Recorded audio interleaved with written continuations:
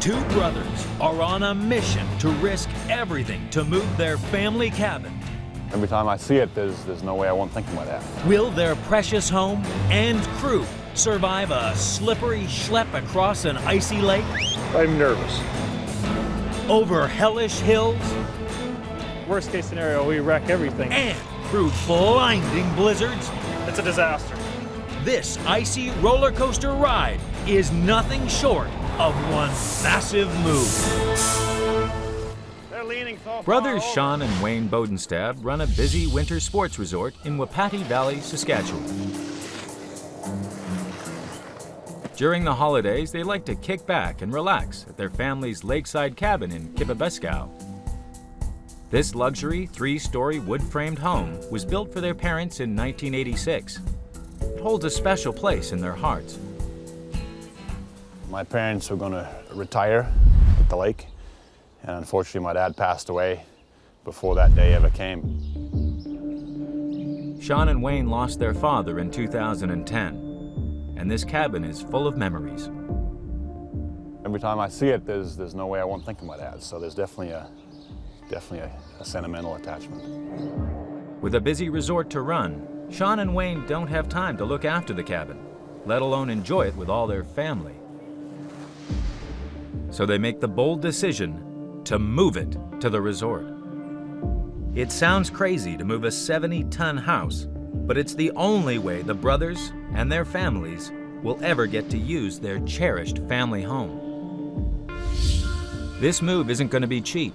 It'll set Sean and Wayne back $20,000. Building the new foundations will be another $10,000, bringing the total cost to $30,000. But to them, it's a price worth paying. Yeah, I think my dad would probably sitting down with us right now, and he'd be impressed. Especially as this cabin is heavy, weighing in at 70 tons of solid spruce. Shifting at 50 miles from Kippabeskow, across the Canadian wilderness to the Brothers Ski Resort in Wapati Valley will be a dangerous challenge. And right at the start is one big, treacherous obstacle. To reach the road north, the house must first get around a vast lake. For a job this big, only the province's leading house movers will do, Carrie and Jim Neufeld. It's about 1,100 square feet per floor, and the weight is quite a bit more than a bungalow home. We're looking at about 140,000 pounds, 130,000 pounds for the structure. The route around the lake is blocked by trees. These are protected and cannot be cut down. So the team must haul the house across the lake itself, which right now is like a skating rink. The ice on the lake is frozen 2 feet thick. But that's not deep enough to support the 70-ton house. So the team's first task is to build a 2-mile reinforced ice road across the lake. They'll repeatedly flood a path with water, leaving it to freeze each night. Layer by layer, the ice will thicken up. The ice needs to be well over 4 feet deep to support the hefty house. That's a lot of ice they've got to make. To build this icy highway, the crew call in Gary Kozar, the best ice road builder this side of Saskatchewan.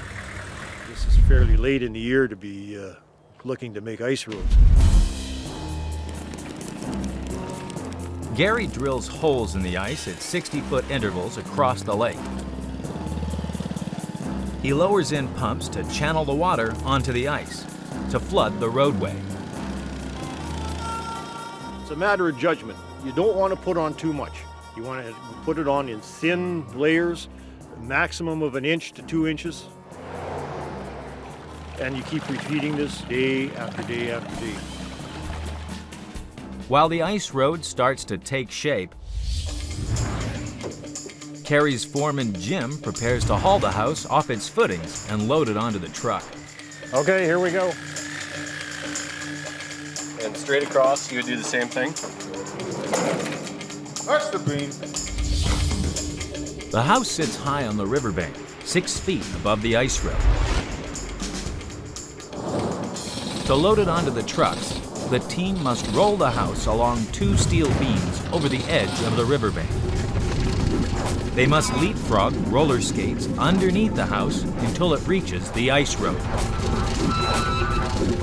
Only when the house clears the bank can they load it onto wheels, hook up the truck, and get rolling across the ice. The cold is really hard on all the equipment, and the hydraulics, it just doesn't respond the way you want it to, so everything seems to take about twice as long. It's minus 30. The steel roller skates are frozen solid.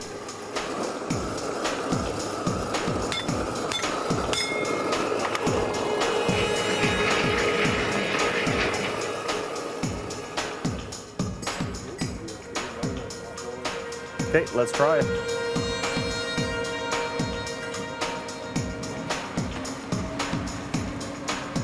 The house slowly rolls over the ice. There's a lot of weight, so you can hear the rollers. There's some stress on them.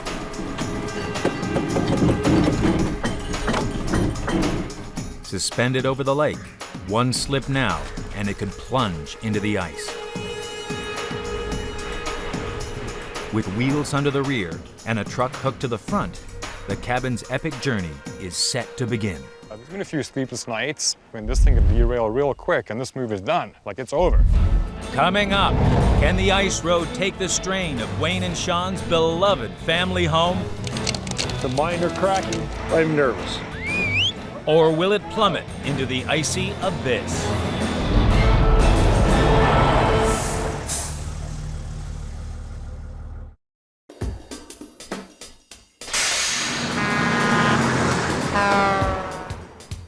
It's 7 a.m. in rural Saskatchewan. And after successfully rolling this 70-ton, 3-story summer house onto the ice, Carrie's crew hope to haul it to Sean and Wayne's ski resort 50 miles away before sunset. Obstacle 1, the lake. Iceman Gary checks if his 2-mile frozen road will hold up. Just arrived on site. I'm going to make my final inspection of the ice. Here we have just a smidgen over 44 inches of ice. Some minor cracking. I'm nervous. The ice road is not quite 4 feet thick. The weight of the house and the truck combined is so much that if they travel across the ice in close proximity, the road could give way. So, to spread out the load, Carrie's crew will separate the truck from the house and connect them with a 100-foot-long steel cable. This way, he'll slowly tow the house across the lake to reduce the strain on the ice road.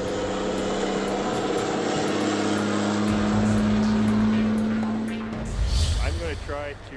Carrie briefs his crew on the dangers ahead on the first stage of this 50-mile move. I'm just going to touch a few things on safety in case a dolly drops through the ice. We're going to keep that load moving. If that happens, Jim, I'm going to wave you and you're just going to put full throttle. In other words, if the ice cracks, floor the gas, boys, or risk sinking to the bottom of the lake. There's a lot at risk. I mean, we stand a lot to lose here, but I don't know if we can do anything more. Jim has drawn the short straw and is driving the lead truck. Okay, let's go!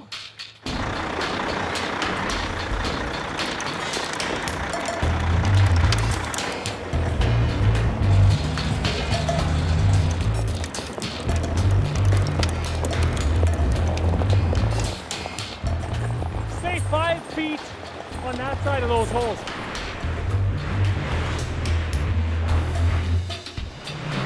Keep in mind that ice is the strongest under its first load. After that, it starts getting weak. Between them and the bottom of the lake lies 30 feet of murky water. I'm going to keep my speed here at 5 kilometers per hour. Come on. Come on, come on. Come on. The important part is we got to make it home to her. My 4-year-old daughter just turned 4 last week. So that's the important part. Safety first, you betcha. That truck in the back could be in danger.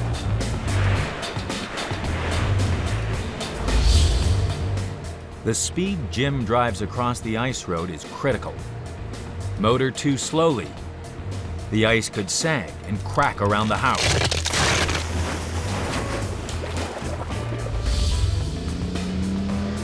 Drive too fast. A wave of water could form underneath the ice, rising up to crack the surface.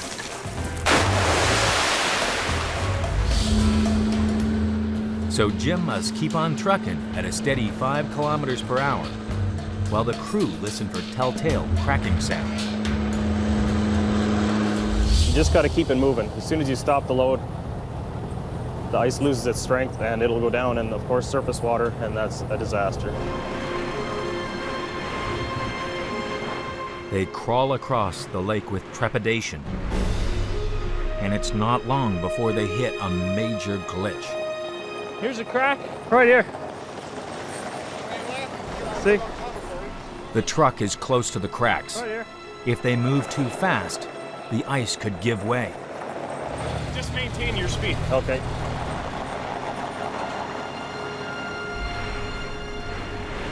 About another 40 feet.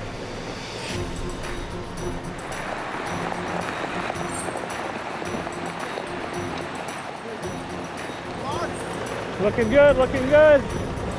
Keep her coming. Keep her coming. That's good there, Jim. Let's chalk that load. Sean and Wayne can't believe it. Their home reaches the other side of the bank in one piece. But they can't relax yet. There are bigger hurdles to come. I don't think it could have went any better. I was so happy. Gary's not taking much credit on this project for himself, so I'll give him some credit. Thanks, Gary. Gary, come on. All done. Coming up, can the team drag the house up an icy hill without it skidding back down into the frozen lake? Worst case scenario, we wreck everything.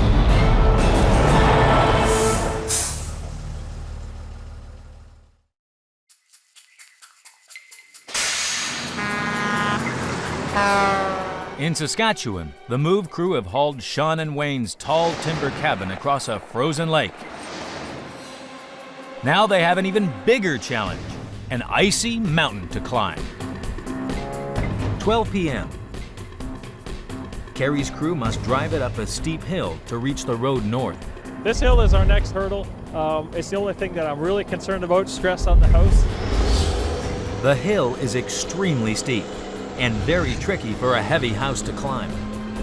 It could put a lot of pressure on the cabin's rear walls, with catastrophic results, collapsing into matchwood. To reduce the strain on the back of the house, Kerry plans to jack up the rear wheels to keep the load as level as possible. Wooden wedges will keep the building extra steady as it makes its ascent.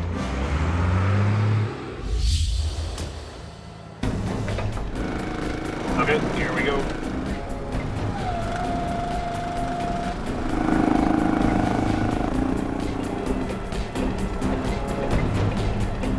With the house level, the tug of war begins to winch it up the hill. All right, let's pull it ahead. If the line breaks or something like that, I mean, there's no way our truck will hold it. It's going to slide back down. Worst case scenario, we wreck everything.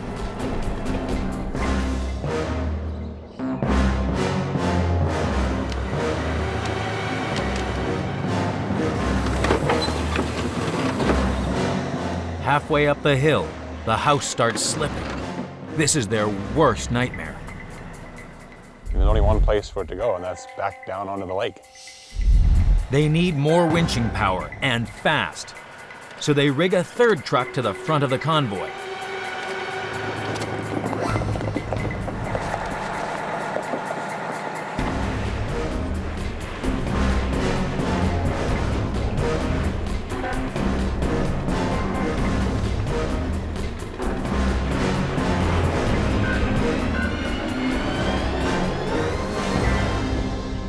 I'm the luckiest guy in the world. I got the best staff possible. They're amazing. You guys see it.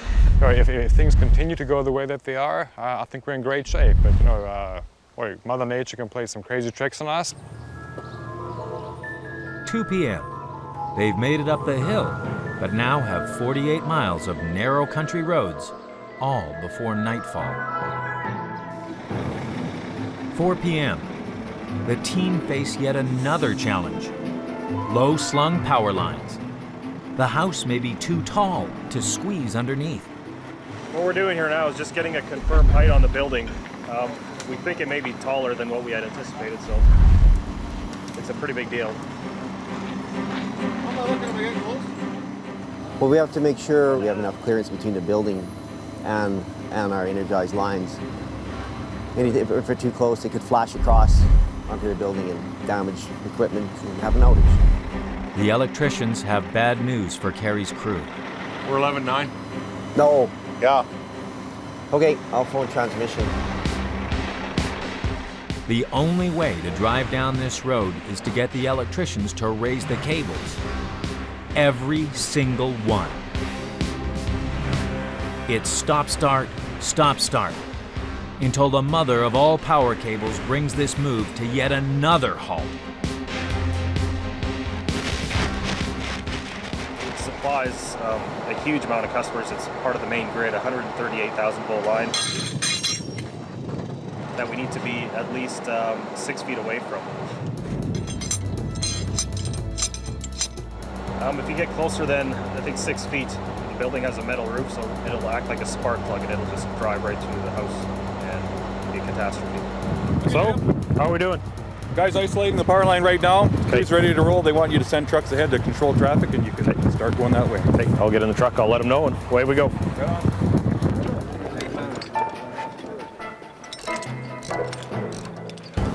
It takes 2 freezing hours to squeeze under the line. And just as they get back on the straight and narrow, Mother Nature has another surprise for them, a blizzard. The thick fog and freezing snow makes the road too treacherous. This is a typical January day. It's too bad it's March.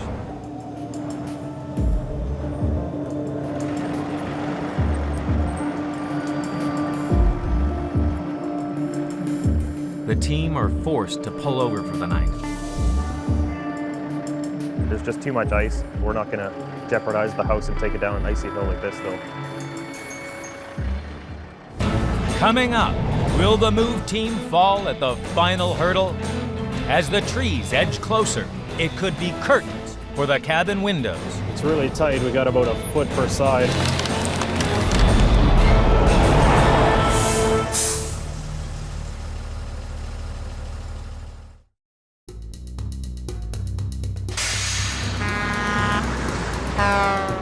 Wayne and Sean's precious cabin has survived a treacherous trek across ice, up hills, and through a blinding blizzard. The finish line is nearly within reach. Move day 2 in Saskatchewan. The snowstorm has passed and the crew haul the house back onto the road. But they're not out of the woods yet. The road down to Sean and Wayne's ski resort is hemmed in with trees. It's really tight. We got about a foot per side. The branches could smash the cabin's windows.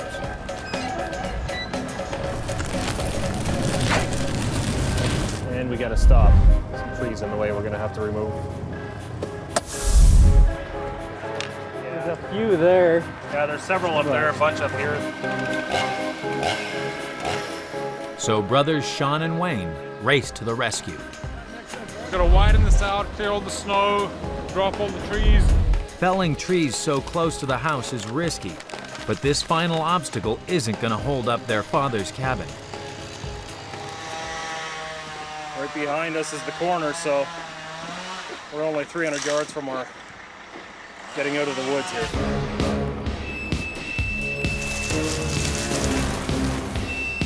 Don't lose your nerve now, Jim. The cabin's new home is just around the corner. A bit of a drop, like in the center, as you come off the road shoulder, Okay. and into that pasture.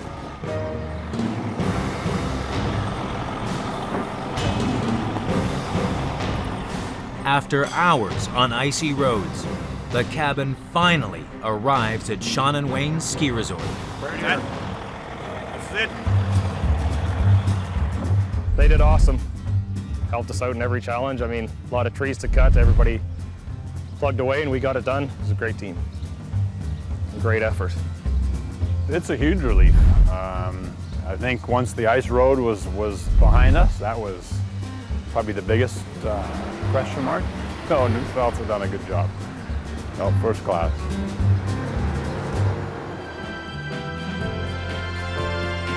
Four months after the move, the brothers have wasted no time in completely renovating the cabin. We're absolutely ecstatic with the way the whole project came together. With the cabin sat firmly on the new foundations, they've given the house a beautiful makeover from top to bottom. Thanks to the move team, the family can enjoy their father's legacy all year round for many generations to come. He was always up for a challenge, so I'm sure he's still looking down on us, and I'm sure he's got a big smile on his face. It feels good that it came together and it's still in the family, and it's going to be here for many years to come, so it's great.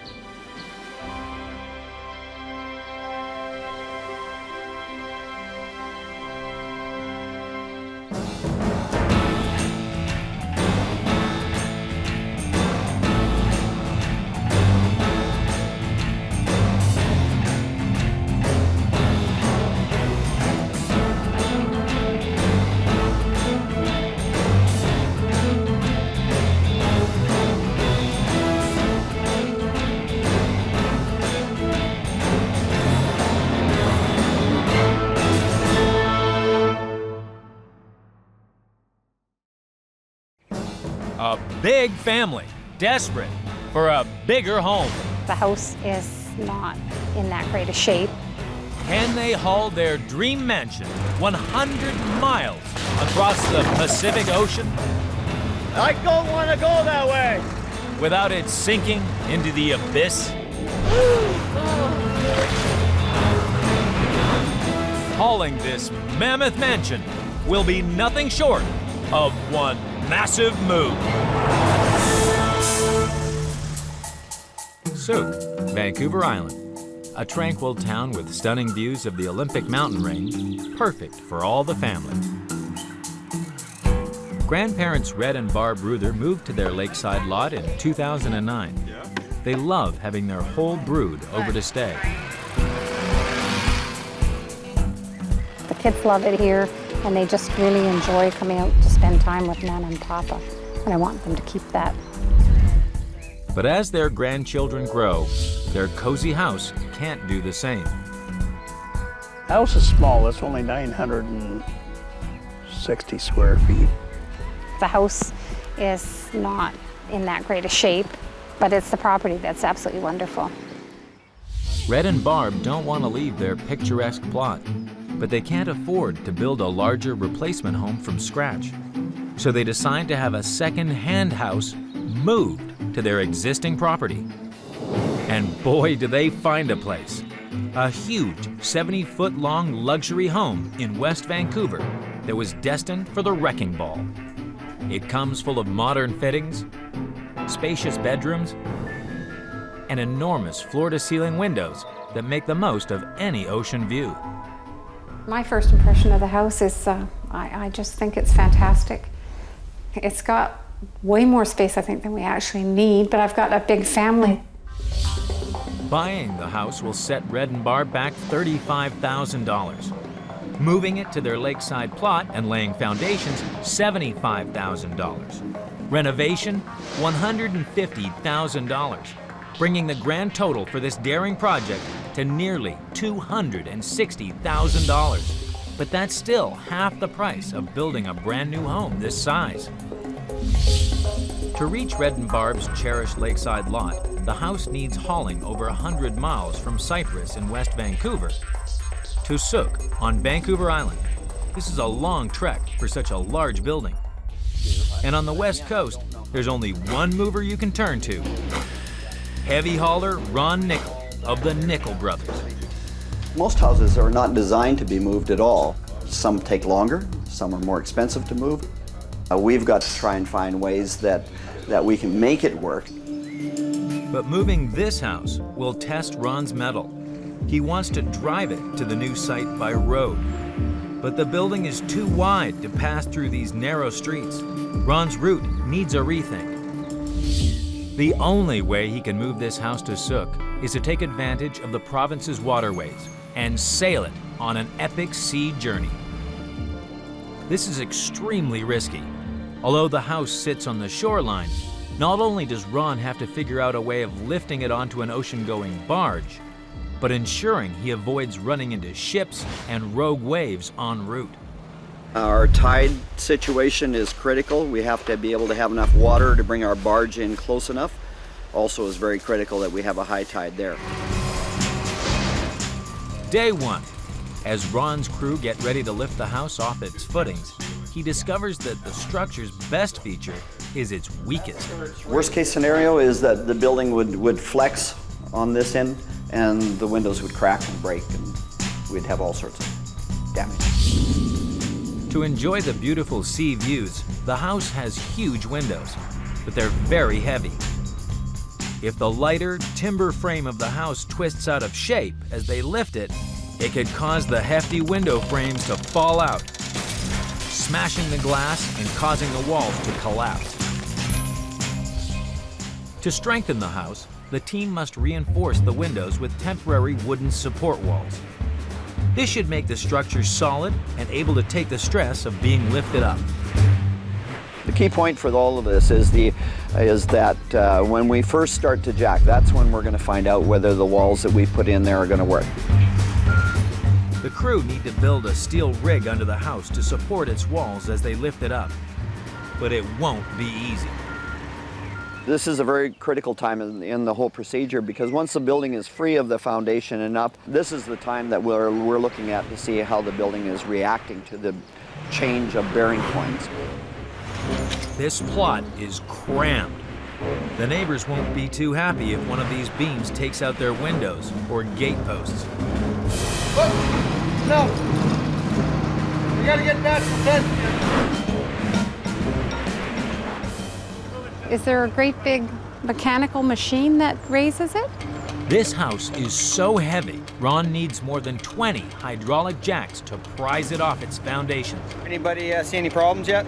Spotters make sure the house remains level. If it leans, it could topple onto the homes next door. Up about a ½ inch in the garage. And there's liftoff. I'm surprised that all the glass is in place. It is worrying to see it so high up in the air because, I don't know, you just think it's more susceptible to the elements and just makes you worry about how it will arrive at our end. Red and Barb's new home is so big, it needs 32 wheels to make it mobile. I find it really nerve-wracking. I mean, gee whiz, that's a big house to lift. It's got a long journey ahead of it. With the house ready to roll, Ron's team now face their biggest challenge. Load the house and take it out to sea. Coming up, can the crew guide this extra wide load across an extremely narrow ramp? We could get grounded out there and then we'd be in serious trouble. While racing against a fast-moving tide?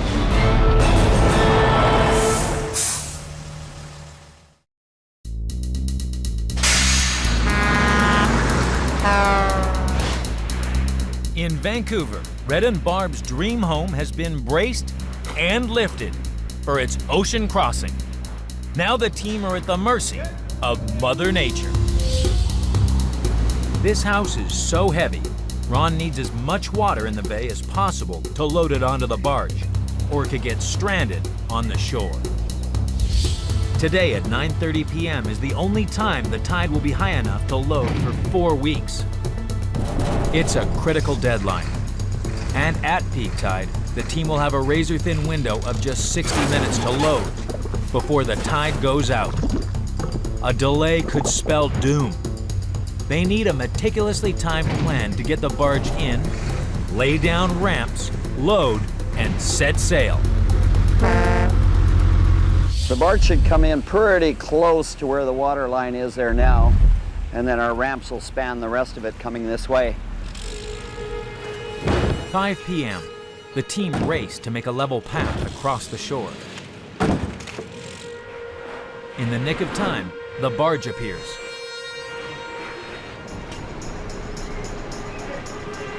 Said our barge is out there.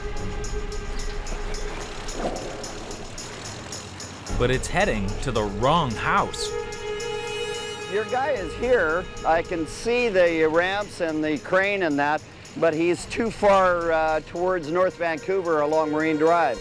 This is Ron's worst nightmare. The barge is 5 miles up the coast. By the time it reaches them, their 60-minute window for loading will be even tighter. Once the tide starts dropping, then very quickly we could get grounded out there, and then we'd be in serious troubles. This particular job is a little bit more difficult than our normal loading procedure because of the fact that we had so little room to work. Ron's team must now battle with a retreating tide. As the water goes out, it will pull the barge out to sea. The ramps will give way, spelling doom for the house. The team need to tether the barge to the land with 2 big trucks. But on this lot, there's no room for them to get to the shoreline.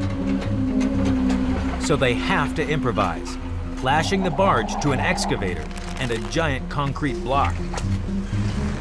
In the hope that even with the strong tides, the barge holds fast.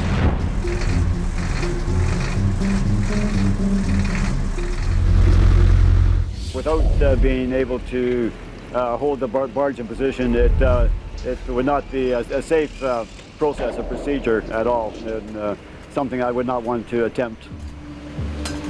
The excavator tries to maneuver the concrete block down the side of the house to reach the water's edge. Straighten out even a little more. But it's a tight squeeze. This thing weighs almost 6,000 pounds. We'll be able to hook the barge right up to this right here. This will hold it in on one side, and that machine will hold it in on the other side.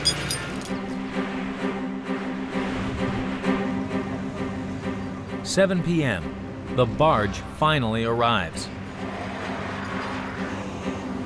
They anchor it to the shore and bridge the gap between land and sea with ramps. Yep.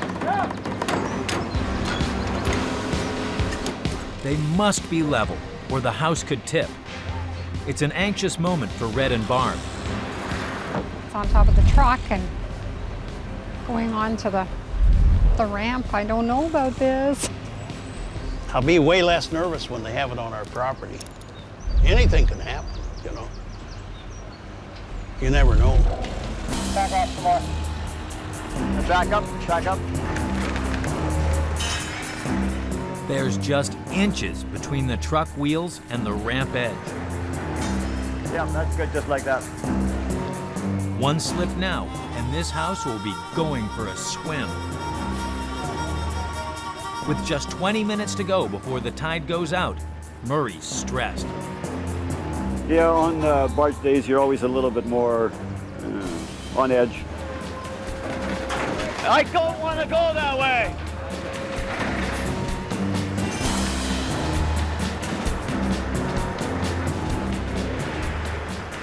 Yep, we're on. That's the worst of the pressure as far as the climb goes.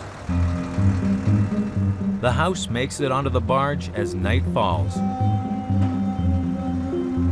The rest should be easy. But hauling this precious load through sea traffic at night will make the next stage of this move even more treacherous. Yeah, it seems we always seem to be cutting at 5, so it's always a race. Coming up, will the house make it to Red and Barb's land without rogue waves sweeping it out to sea?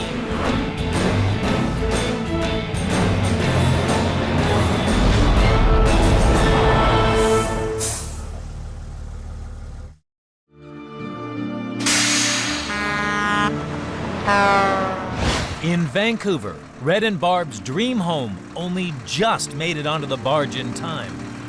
It's a bit scary if you're not used to it. Yeah, it's really impressive though. Now the team face an even trickier task, sailing it up the Pacific Ocean. It's really intimidating. We're hoping for no wind at all. 7 a.m. The house has been traveling for 5 hours. The currents here are strong, and the house is completely exposed. A gust of wind or a rogue wave could mean a splash landing for this house. And we're going to have the wind pushing against the barge. Over. Tug Captain Willis Rook is also nervous about docking at the new site. The tide is very important, not just for us to get in with our boat, but to get the barge close enough to the beach so they can get their ramps on, get the house off.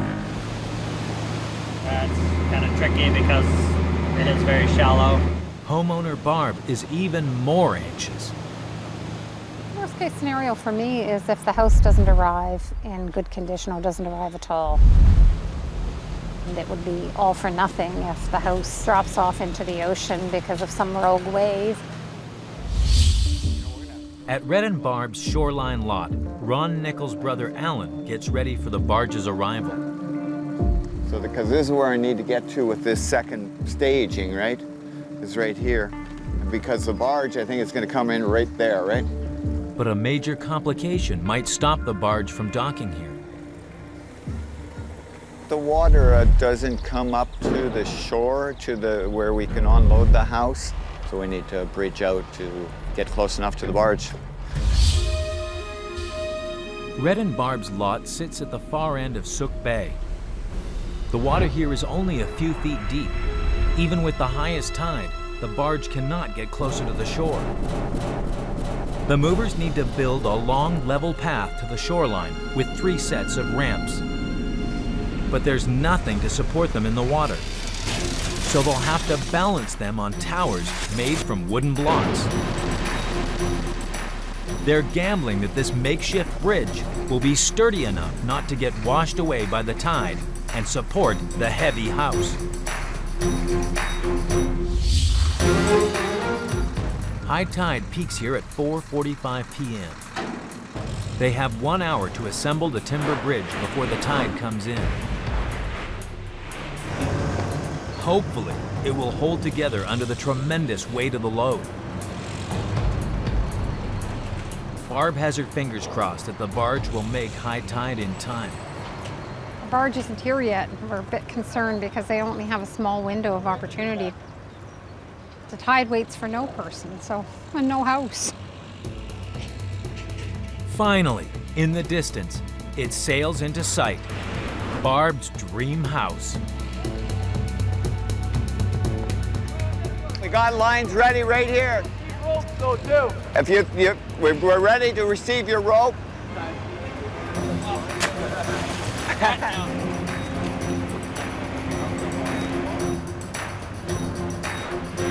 Amazing how they're actually making the connection between the land and the sea. The team now face a precarious balancing act, guiding this house over the narrow bridge onto dry land. I can't believe that they're going to be able to drive the car off, but they know what they're doing, so anyway, it's going to be exciting. Coming up, will this hefty house prove too heavy for the brittle bridge? Oh, whoa, whoa, whoa, whoa, whoa, whoa. Don't roll, just go out.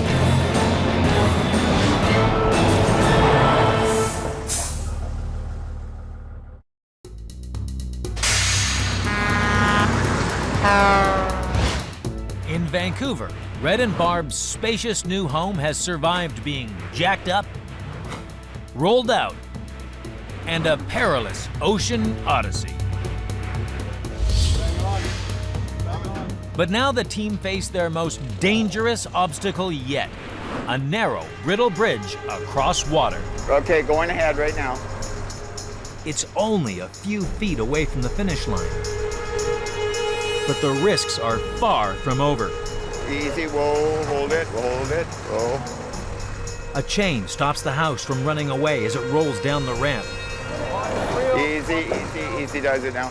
Easy. Teetering halfway across, the unthinkable happens. Whoa! The chain snaps. Hold it. There seemed to be a bit of a rut in the barge. That rut put a little extra pressure on that chain, and consequently that chain broke. Ready for a head, Brandon? Okay. Any delay now, and the tide could go out, grounding the barge. So they attach a spare chain to quickly roll down the ramp.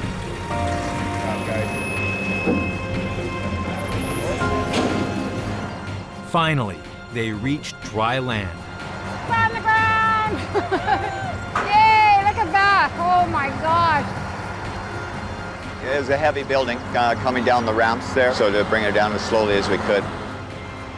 Incredible feat that they can actually do this. You know, it's incredible engineering feat. It's awesome to have it on terra firma. Friggin' awesome. Barb's spacious new family home finally arrives.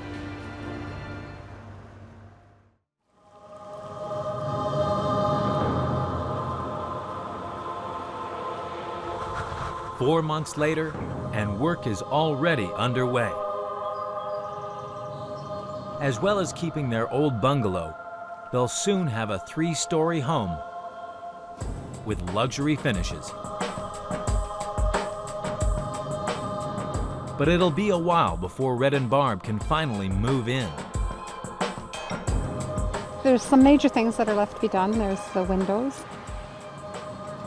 And they're pouring the floor early next week for the basement. I think we'll be pretty much tied up in 1 more month. What about you, Red? I think you're optimistic. I think we'll be lucky if we move in by Christmas. No. I'm moving in before then. Once complete, their new dream home will boast the best views in Sook. The view from the house is amazing. When we lived in the little house, it was ground level view. The new house, it's just every level you go up, the view becomes more expansive, and it's just fantastic. Something the whole family can enjoy for generations to come. I think I heard, hey, big guy! Do you like Nana's new house? I thought about my grandkids, and they're just happy as gold to go into the new house. So yeah. You have to grease this, okay? So you do that, and you can make the first cookies in Nana and Papa's new home. Oh, there we go. You put it somewhere, okay?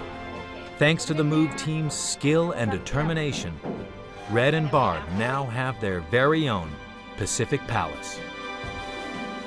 If houses have souls, I think its soul will be happy here.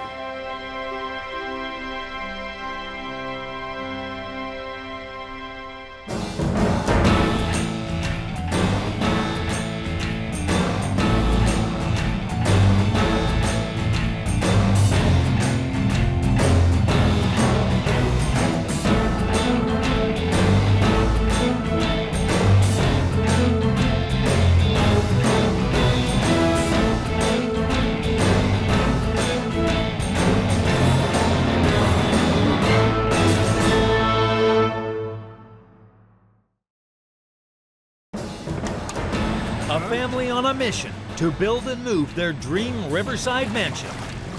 I don't like all the cracking and banging that's going on. Will the house survive a treacherous tilt into the fast-flowing water? We could have a catastrophic failure where the building could fall off the dollars. And a dangerous tug downriver? It's like throwing a big block of concrete. Hauling this floating fortress will be nothing short of one massive move. The Fraser River, the largest in British Columbia. It's along this beautiful but busy waterway that Graham and Sharon Harkley and their 2 kids, Grace and Evan, dream of living. They hope to escape their current home in Ladner, which is landlocked. I looked forward to being on the river for years. I've always dreamed of being able to jump in my boat and zoom off whenever I wanted to, and we can go kayaking and fishing and stuff like that together right out our front door. I want to move to the river because I love it there, and with all the wildlife, there's a whole lot more than here. So I think it'll be fun. But the family don't want to live along the river. They want to live on it, in a unique house that floats. And they found a perfect location just a mile from their current home. We'll have this magnificent view that we're so looking forward to seeing. And it also has a wonderful dock that we can have friends and family over just to enjoy some summer evenings. The house will be built on land at IMF, a company specializing in floating structures. If anyone has the skill to build and launch a huge aquatic house, it's Matt Tobias's crew. A standard single-family home is about 100 tons, and we're uniquely situated here in Vancouver that we can actually pick up very large items, so we can build bigger structures. The construction site sits along the Fraser River. Once assembled, Graham and Sharon's floating mansion must embark on a treacherous 7-mile journey to reach the mooring. The team has to guide the house down this mighty waterway with a tugboat. It'll be a hazardous trek with fast-flowing water, sunken sandbanks, and boat traffic. Sharon is worried about this perilous plan. It could tip over. That's a reality. It could. Perhaps it doesn't float as well as we think it might. Such a grand project comes with an equally grand price tag. Buying the mooring will set Graham and Sharon back $400,000. Building the house, $240,000. Moving the house downriver, $80,000.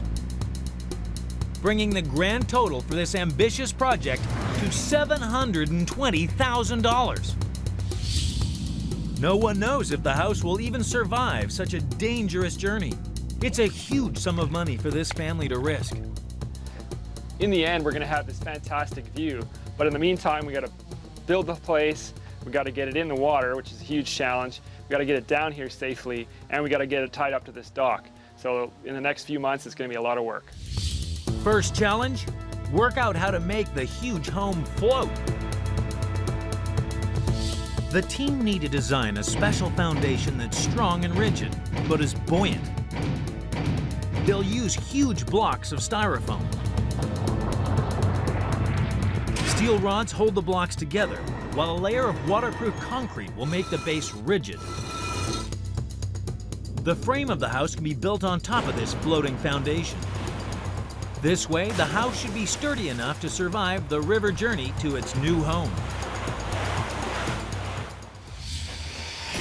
Matt's crew cut 130 cubic meters of styrofoam to size and tie them together with steel rods.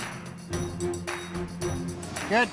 Graham's taken charge of project managing, so he's thrilled to see work start. This is an amazing day for me. I've been waiting for months, years for this to happen. Finally, they're pouring the concrete. There's no turning back now.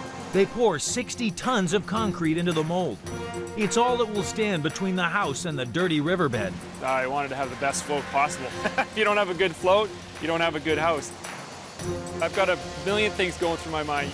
In 9 days, the house will be framed. We'll have inspections done. And so it's going to be a quick process from here. It'll look like a house all of a sudden. And 2 weeks later, look like a house it does. Now that you actually see the structure, it's just exhilarating to have it happening. Graham's particularly pleased with one feature, which will allow the family to soak up the river views. We're on the second floor of the house now, overlooking the Fraser River. And the bigger the windows we could fit in, the better. So that's why we had to put this steel frame in there. It's exciting. This is a great room. I think it turned out well. Don't get too excited, Graham.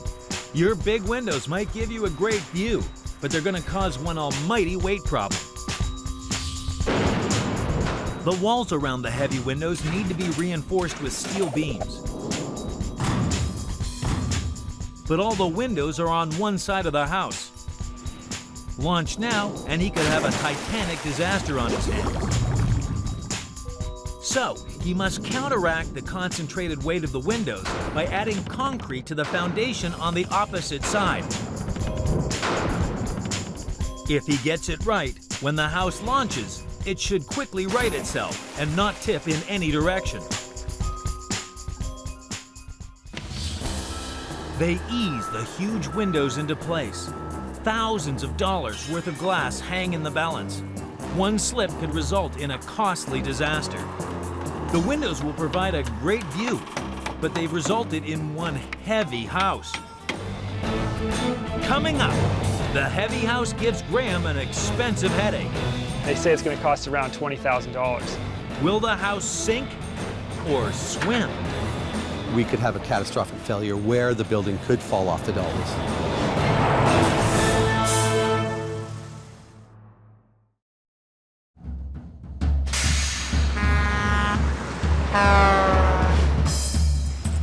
In British Columbia, the 65-ton floating foundation has been built for the Hartley family's dream home. The frame of the house has been assembled on top, and heavy windows installed in one wall.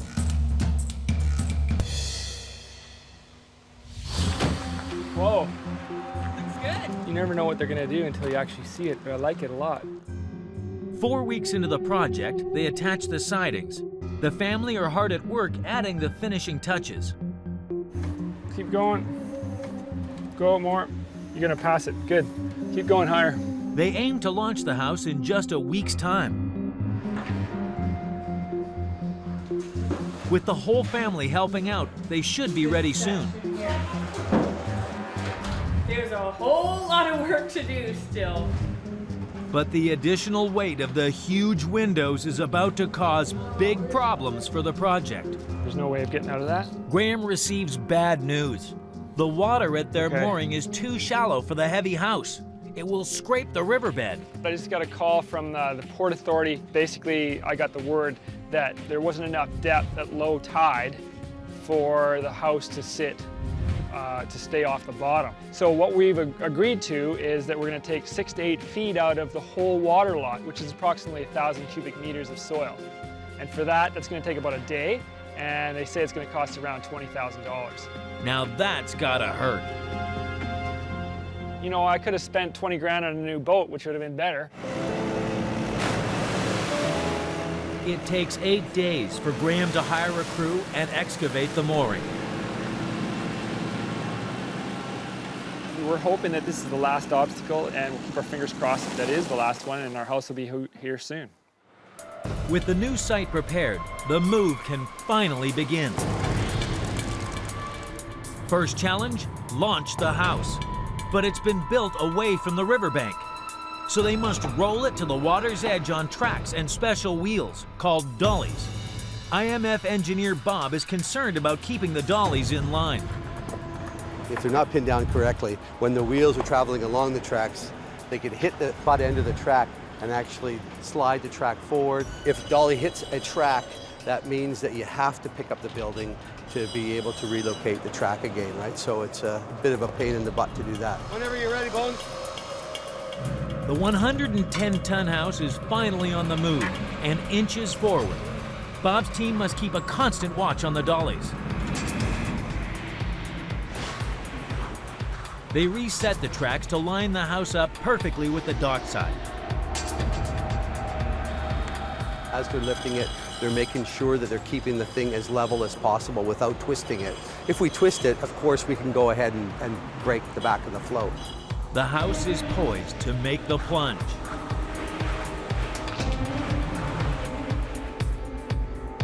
The whole family arrives to watch their house take to the water, hopefully like a duck. Years, we've been doing this stuff for years, working on this, and finally it's going to go in the water. Engineer Bob Field knows the risks of maneuvering such a heavy house. If a catastrophic crack started, we would have to replace the float. I mean, right? If you took that thing and twisted that thing so the back is broken on that float, you'd have a serious, serious problem, right? The house is extremely heavy, weighing more than 100 tons. Controlling its launch into the water will be a real challenge. Go too fast, and the house could hit the water too hard. For a controlled launch, Bob must build an additional set of rails to guide the wheels, making sure they are perfectly aligned as they descend into the water. They'll have to anchor the house to heavy trucks. These should ensure the building doesn't run wild as it takes to the water. But these moves don't always go to plan. I heard a story about this. They put it over the edge and the tow trucks started to get pulled into the water until they started letting the cord out. They line up the trucks. Now the precarious launch can begin. Okay, here's to many happy years on the new houseboat. Get ready. You ready? Watch out. Woo! Very excited. Very, very excited. As the front dollies reach the water's edge, the pressure mounts. I'm totally confident in their abilities, but I'm still like, until it actually happens, you never know, right? The house is now dangling over the water. Not the sort of position Sharon wants to see it in for long. I didn't realize how steep that angle would be. The rear dollies inch over the dockside. This is the most perilous part of the process. When the trailing dollies are over the edge, we have the most load imposed onto the trucks, and that's when we could have a failure.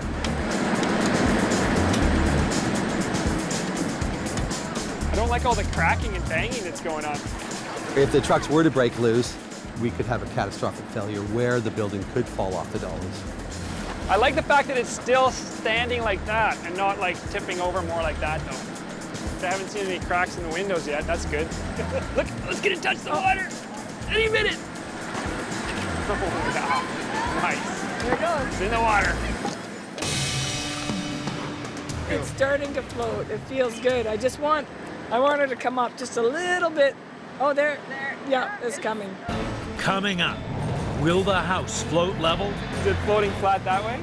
And survive a dark and dangerous river journey?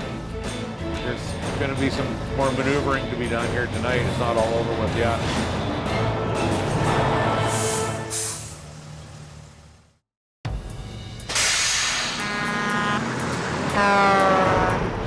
In British Columbia, the Hartley family have built their dream floating home on land.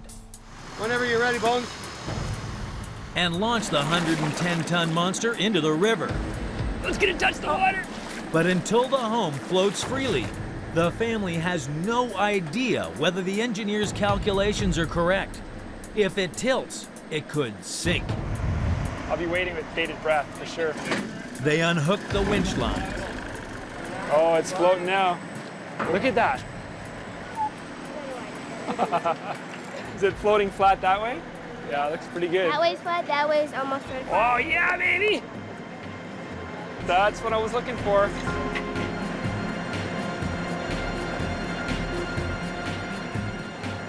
It wasn't coming up, but it's slow. It's so heavy, right? It's amazing. But if you look along the concrete lines, you can see that it's almost perfectly level. It's very flat, so I'm really happy. Another successful launch. After 25 years and 200 launches, it feels excellent every time. But the house still faces a 7-mile journey along the fast-flowing Fraser River. Tug Captain Brent Mowat must bring the house under control fast. I've towed logs, barges, boats, gazebos. I've towed everything. It might be a floating home, but that doesn't mean it's tough enough to survive a 7-mile river journey. It's like towing a big block of concrete. They don't respond very well, and they're not very maneuverable. It's slow. Our friend Brent is hooking up to it, and off he goes. Look at this. He's taking off now. He's a character, that Brent guy, but I trust him. He's really good at what he does. All Graham and Sharon can do now is watch from the shore as their $240,000 investment sails out of sight. The house faces speedy river traffic and floating debris, all as night begins to fall. The logging industry uses the Fraser River to transport wood to the sawmills downstream. The logs are usually tied together, but sometimes strong currents can loosen them. Often stray logs absorb water, sink, and become stuck in the riverbed. These obstacles, called deadheads, are only just visible above the waterline and are extremely destructive. So Brent must keep a constant lookout, weaving a safe path down this already busy river. You're trying to maneuver stuff around logs and debris, and they're very unpredictable when you're towing them like that. There's going to be some more maneuvering to be done here tonight. It's not all over with yet. Time is ticking away fast, and with the family waiting for him, Brent can't afford to let up speed. But darkness is falling rapidly, making it even tougher to spot the deadly deadheads. Oh, they're all through the river here, and at nighttime you can't see them and everything else. The fast-moving river traffic isn't helping. C-SPAN Greg Renegade, thank you very much for the slow bell there. You gotta ask them to slow down or everything gets wet in there. And then the customer's real mad. So is the insurance guy. There's still a mile to go, and in the pitch black, Brent will need to keep the house safely on course. The family waits nervously at the mooring. He just went around the long way. I guess he's worried about his boat being too deep. There's a bit of a sandbar that runs across here. With a party prepared, Graham is anxious. Half an hour from extreme scariness, because when it comes here, it's the fact that it's so heavy. As it gets close, you can't stop it once it's coming in. Steering the 110-ton building into the dock will be a huge challenge. There's no ship's wheel on this house. If Brent mistimes his approach, the house could end up on a collision course. So he must slow down well before he nears the pier. He's relying on guide boats and eagle-eyed spotters to help carefully steer the house into the dock next to its neighbors. 11 p.m. Brent's tug sails out of the shadows. Look at that thing, it's so close and yet so far. And slows down just in time. But parking the house at the pier will be an even bigger challenge. Drive the engine slow, idle on it, that corner. No. Drive the tail end in. Coming up, can the crew guide the house safely into the dock? Stop.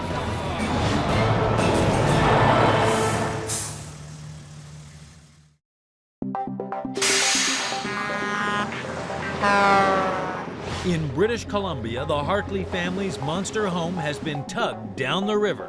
Look at that thing, it's so close and yet so far. And arrives at their mooring. No.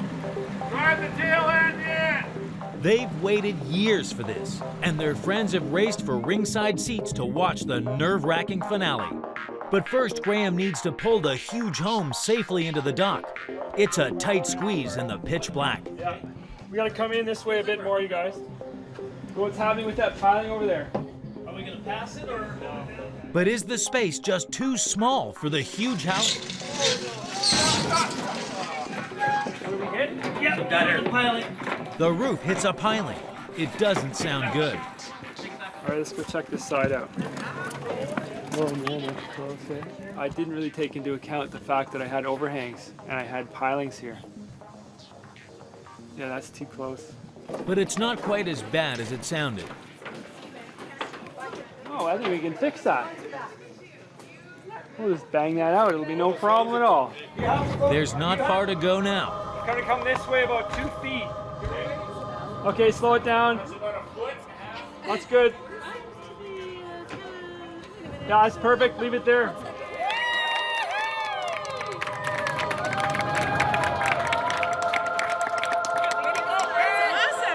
The house finally floats into position.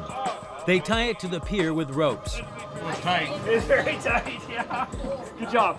Thank you. Very nice. Look at that. Everyone, let's go on. Wow, Brent, thank you. I'm Graham's wife, Sharon. Hi, Graham's Thank you wife. so much. You're amazing. Come on in, everybody. It's all the best holidays wrapped up into one big present, and even though we have a lot of work ahead of us this month, trying to get it finished so we can move in, it's going to be so exciting, and we're just all keyed up and the adrenaline's flowing, and it's just really fun.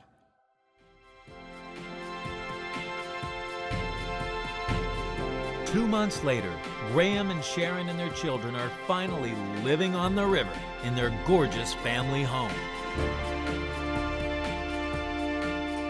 We've all worked together on this and come together as a team and pulled it off. So we're all pretty proud of ourselves and excited that it's actually working.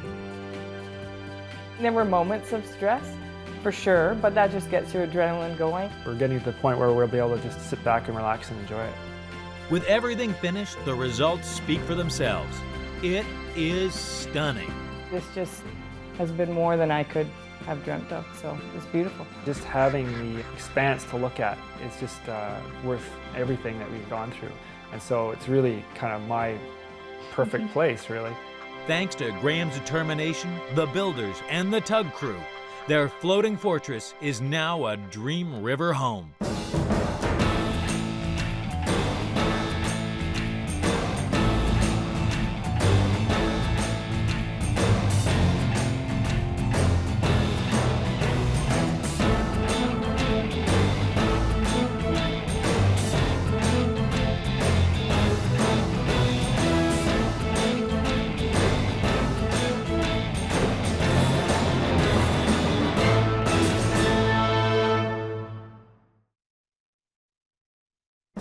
A family on a mission to move their century-old farmstead. I keep having this recurring dream that a tornado is going to come or it's going to tip over. Will their precious home survive a treacherous trek across bumpy fields? Over busy railroad lines? There goes the house, Frederick John. And under high-voltage cables? Could have been killed. We're a little bit of trouble. This backcountry hike is nothing short of one massive move. Joe, Anna Lee, and little Freddie Plates are a young family living in southwest Minnesota. Like their ancestors, for the last 4 generations, they're farmers working 500 acres across the state. And it's their busiest time of year, harvest. We farm corn, soybeans, and wheat, and we have some cattle. Their home is this beautiful 100-year-old farmhouse. This huge property has been in Joe's family for 30 years. Frederick was born here in 2008.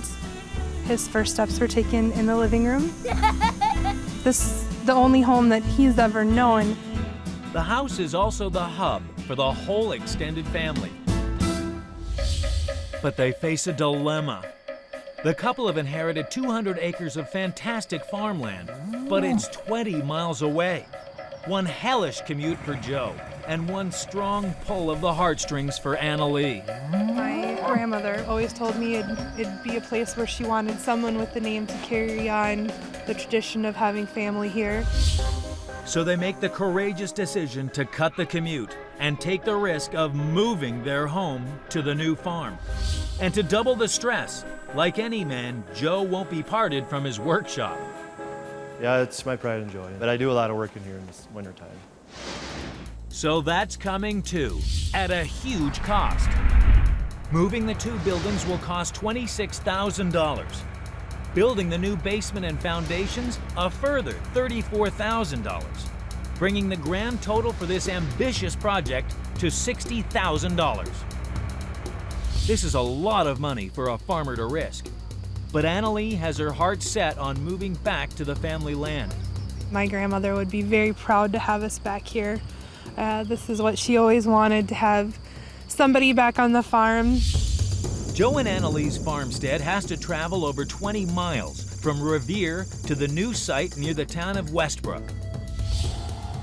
Over half the trip will be down narrow dirt tracks, and one false move could see the buildings crashing into a ditch.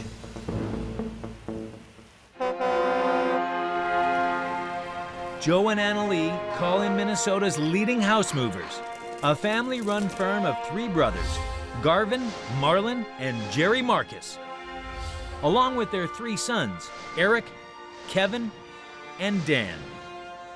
What could be better? A family of heavy haulers to move this huge family farmhouse. Task 1, build a sturdy platform underneath the house to support the walls as they lift it.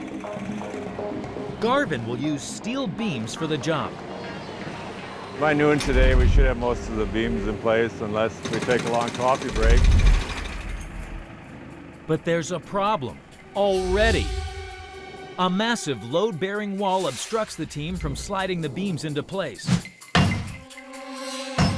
Without these, there's no way to lift the house safely. The wall is too thick to drill through, so they'll use the beams as battering rams, hoping to hit through in exactly the right spot. You never know if the house will fall down or not, I guess. Hey, Dan? Fred. Don't do this with your own house.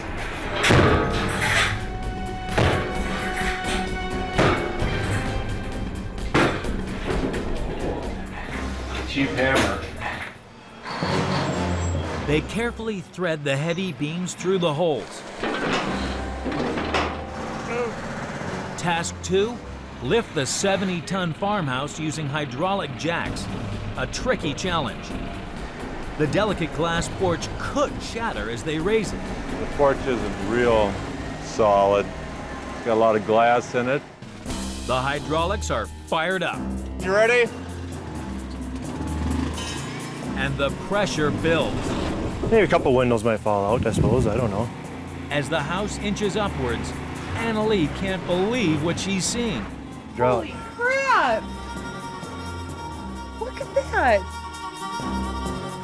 It takes 6 hours to raise up the house. This is kind of cool. It's way up there. It's way up there? Yeah. But it's not over yet.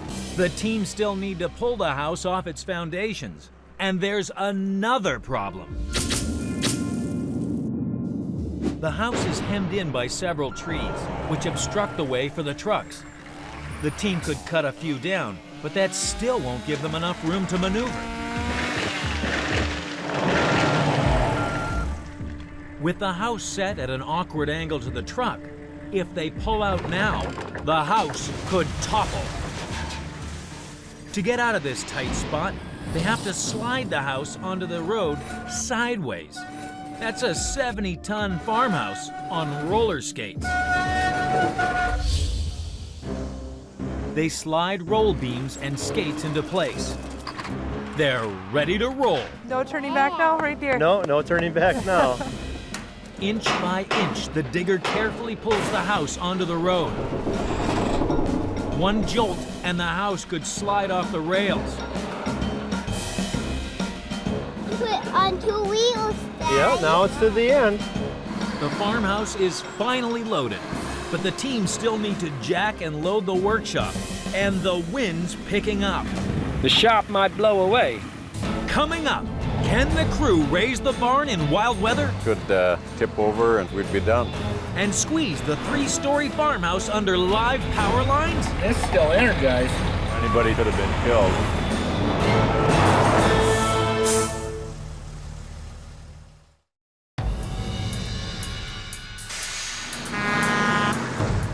Joe and Annalee's 70-ton family farmhouse has been jacked up This is kind of cool. and slid onto wheels, ready for a cross-country journey. No turning back now. But before they can hit the road, the team must lift the workshop, and the wind is causing issues. The shop might blow away.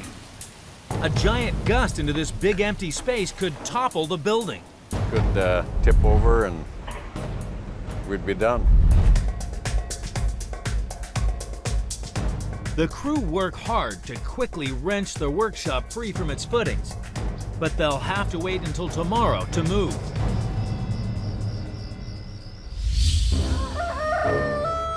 "8 a.m., and it's the day of the big move. A 20-mile cross-country trek lies ahead. There's just time for Garvin to give an essential safety talk. Well, let's have a safe move and everything should go good. Sounds good. Let's get her.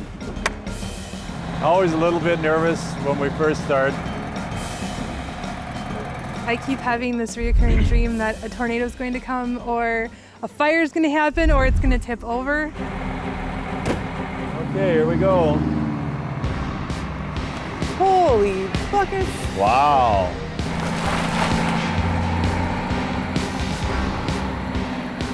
It didn't seem quite real to me until it's actually on the road, so this is great.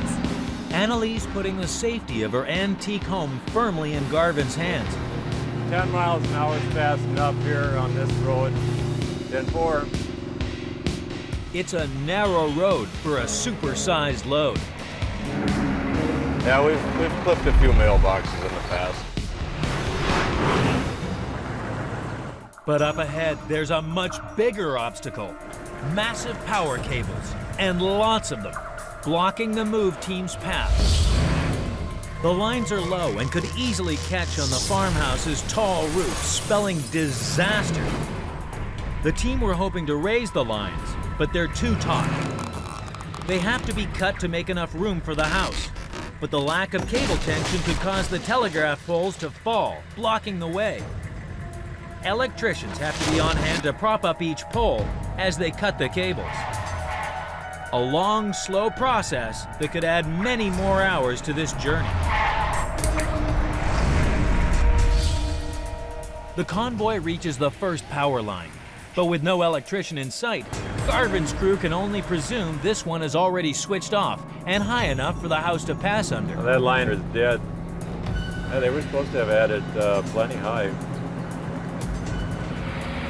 The 50-foot tall house inches underneath. Joe can't believe how tight it is. Looked like the wire was awfully close up on top, but they made it under. But just as they make it out the other side, a horrified electrician intercepts them. We're set up over there. We're not ready for this. And this is still energized. The line was live. The crew and house just had a lucky escape. Were we close here? Yeah, too close. The metal building, that's a good way to be looking for more workers. After this close shave, Garvin's crew are a little shaken. Anybody standing around the building could have been killed. But this is just the first power line of many. As the convoy reaches the next one, the electricians are ready. Well, we're waiting for the wire company to take down these 2 wires. All these obstacles are delaying the move, time they just don't have. Tomorrow's supposed to be rain, so we get her done today. By the time they're free of the power lines, they've already been on the road for 3 hours. But up ahead, yet another problem threatens to derail this move. A railroad cuts across the road. Its uneven surface could bump the farmhouse off the truck. To prevent this, the team will have to quickly build a level gangway over the tracks from long wooden beams. But the tracks are bigger than they thought, and they quickly run out of wood. The road isn't wide enough for our dollies underneath the house, so we just got to extend it a little bit. Garvin grabs more planks and hopes they're enough to give the house a smooth ride. As the house crawls forward, Annalie is more worried about approaching trains. They called the railroad company and let them know that it was going to be taking place, and we have a lot of train traffic on Highway 14. It's a bumpy ride, but the house makes it across safely. And the huge workshop follows behind. But the team are still only halfway to the new site. They'll need to pick up the pace to make it before nightfall. Coming up, will the house survive a run-in with tall trees? We're a little bit of trouble. And make it onto the new site in one piece?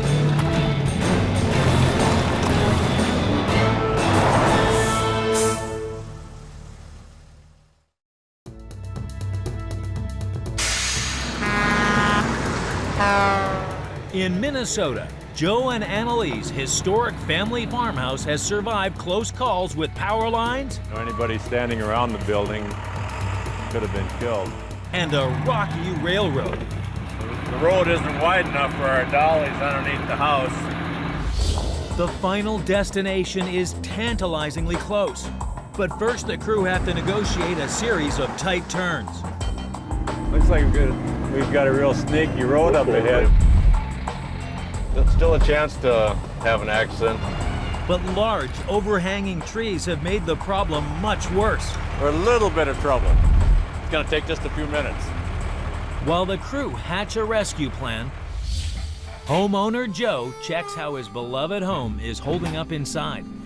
Everything looks good so far. Looks like everything in the office is A-OK. Let's just want to see how crooked the floor is in the house. Here, we'll put the bowling ball down.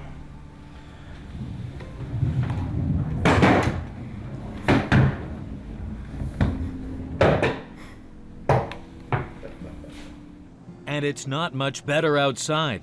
The team are stuck.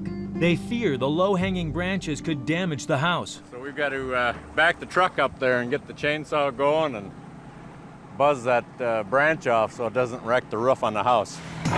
The lower branches are easy, but the only way to reach the higher ones is for Eric to ride the roof, 40 feet in the air, cutting the branches with a giant saw as they go. There, take her head. No, he's okay up there. No, he's all right. Do not try this at home.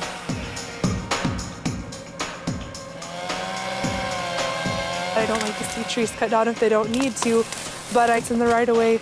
They'll have to do some trimming. Eric survives the risky maneuver, and so does the house. They did a good job. There's no holes. Kind of nerve-wracking sometimes. The convoy picks up speed again. There's only a few miles to go for this heavy haul, and the team are anxious to finish the job. At the new site, Jared is still digging the huge foundation hole. Time is running out. We're going to put a ramp on what would be the east end of the house, and basically then they're going to bring the whole structure, dollies and all, down that ramp inside the excavated basement area. But the soft earth around this area could cause big problems for the approaching team. The 20-mile trek has been tough going for the fragile farmhouse, but smooth roads have kept the house relatively stable.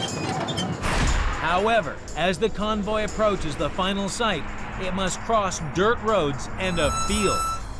If the wheels sink, the building could be shaken to the ground.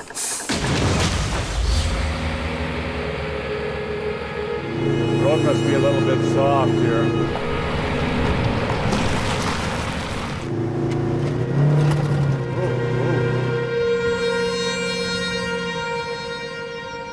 Garvin steers the farmhouse around the last corner with trepidation. If the wheels sink into the soft dirt at the edge of the road, the house could topple. Annalee can't help imagining the worst. If something happened to it, we wouldn't have a home anymore. These look good. They're not even going down.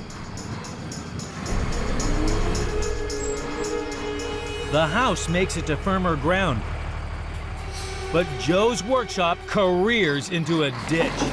If that tire comes up off the dolly like that, that means that we're turning too sharp. A little bit jerky. The crew race to keep the building moving and stop it sinking any further. Bring it around. Sometimes the smaller buildings can be more of a problem than a big building. Reversing a 40-foot-long building is not for the faint-hearted. All right, that's it. Job's done, boys. The workshop makes it to its final footings. 1, 2, 3, again! Much to the relief of Annalee. I guess I didn't have to worry so much about that, but I still did, just because it's our house and I didn't want to see anything happen to it. But don't get too excited, Annalee. There's still a steep ramp for the house to drive down. Coming up, can the crew squeeze the farmhouse down a steep slope to deliver it in one piece? Oh, come on, baby.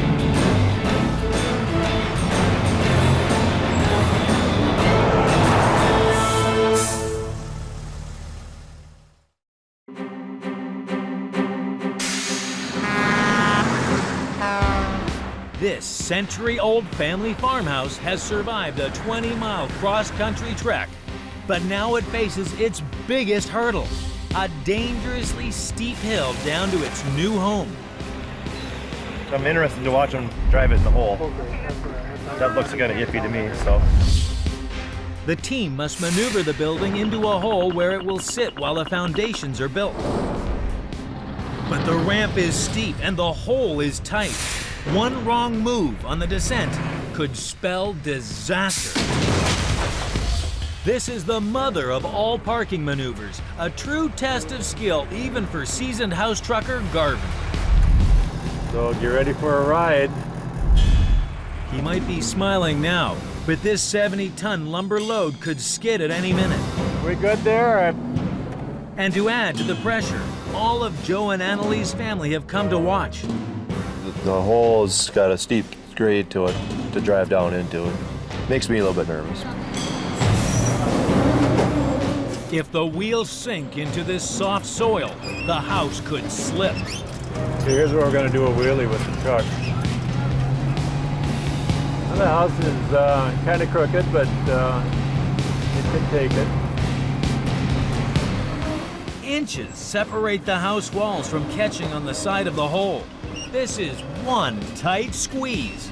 The house just seems so much bigger in this location than it did where we were before. Oh, come on, baby. Oh, whoa, whoa, whoa, whoa, whoa.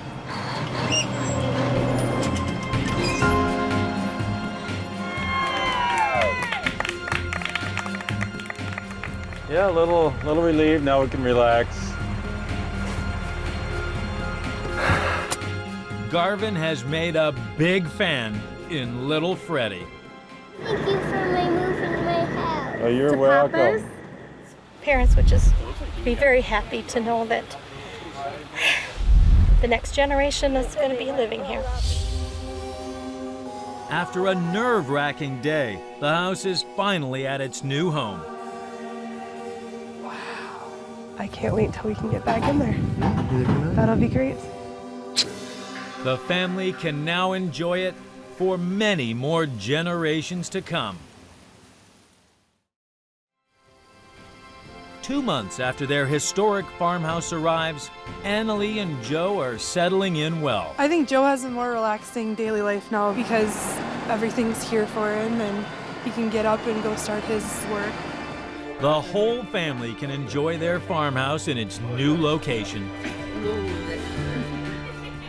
We probably eat together once or twice a week with my parents. It works out pretty good. But the changes might take a bit more getting used to for little Freddie. One morning he asked me if we can move the house back because he still thinks of this as Grandpa's place.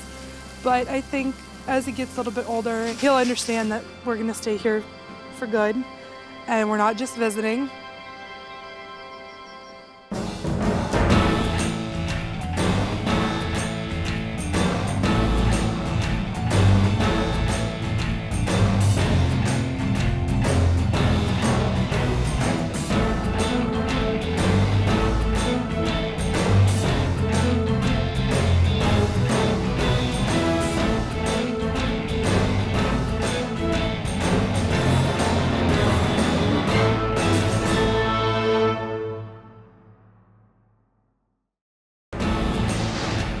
This man is on a mission to save his historic Hawaiian beach home.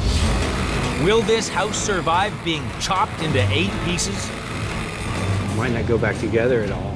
Exploding equipment? I thought a gun went off or something. And a treacherous road race in the dark? Go.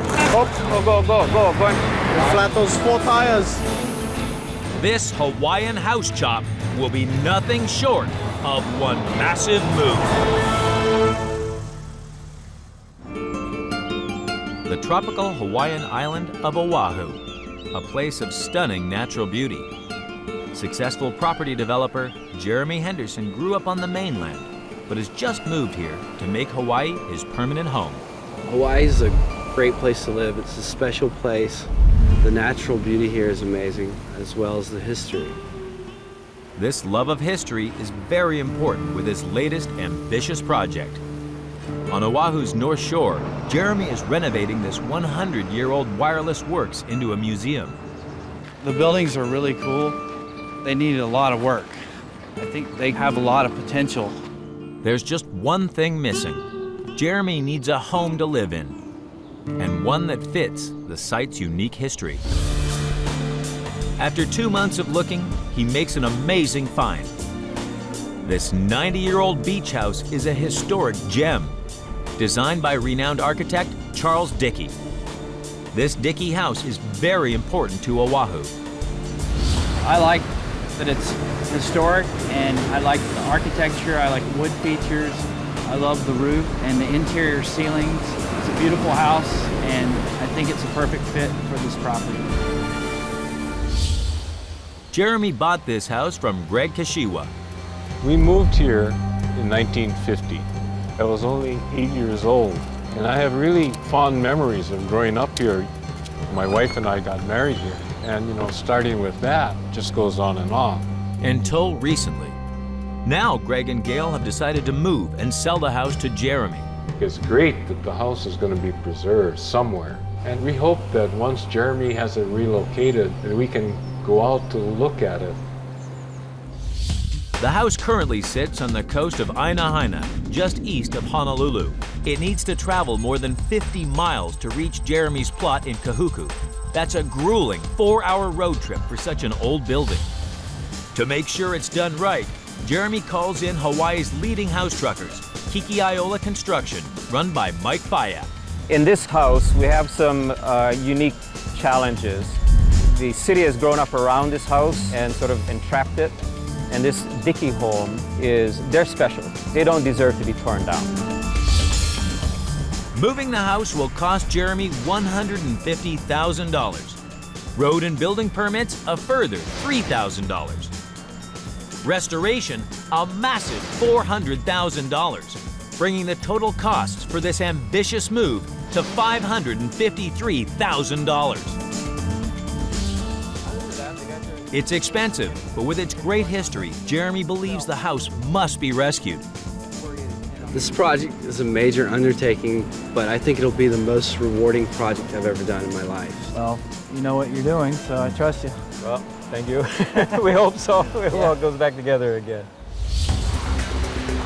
Moving this fragile home is gonna be difficult. The very first challenge is a driveway that extends about 100 feet, but it is constricted to about 13 feet. So I've got to fit this 40-foot wide building down this 13-foot driveway. The house just isn't gonna fit. So Mike's crew will have to cut this antique house into 8 separate loads. A drastic measure, but it's the only way they can squeeze the house out of the lot and onto the road.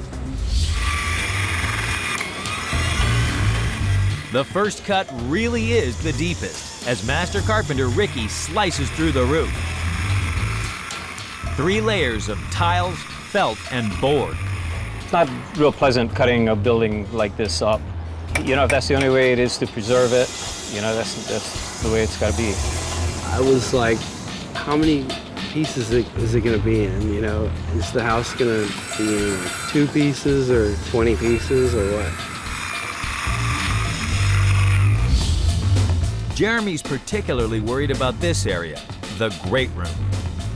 This room is my favorite room in the house because I love the ceiling, I love the woodwork. It's really a showpiece of that. Yeah. The great room sits in the middle of the house and is too tall to travel intact. So Mike must take off its roof, but this causes big problems. Without it, the fragile walls have no support. So the team must install 2 temporary support walls to shore up the room. Only when the walls are secure can they then take the roof off and make final cuts to the house. It would be disastrous if the roof collapsed. It's the most important feature of the house. We got most of the shoring walls done. It should support these walls from caving in. It's going to look a little bit worse before it gets better, but it'll be down the road in a couple weeks. Coming up, We're getting ready to roll. will the huge house squeeze out of the driveway I thought a gun went off or something. and survive a road trip in the dark? Slowly, slowly.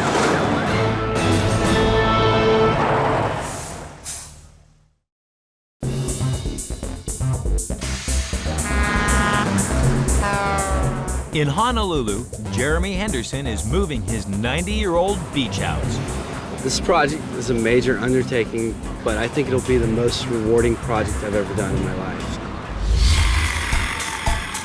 It's been sliced and diced into 8 separate pieces, and today it's on the move. Shove this beam through and shove the second one in, load that little section up, separate it from the rest of the building. Good to see things happening. Each piece is a different size. Some tall, some long, and some super wide. But there's a problem. That house got to go down that driveway. It looks spookier and spookier to me. Hopefully the house has a safe ride out to the North Shore.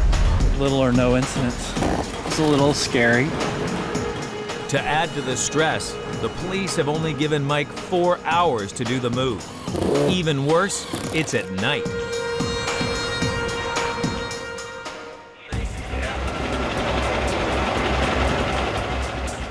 Working in the dark causes extra problems. Visibility, all that kind of stuff is going to come into play that isn't that fun to deal with. And it just got a whole lot worse. The low-running trailers catch on the bumpy tarmac. They're stuck.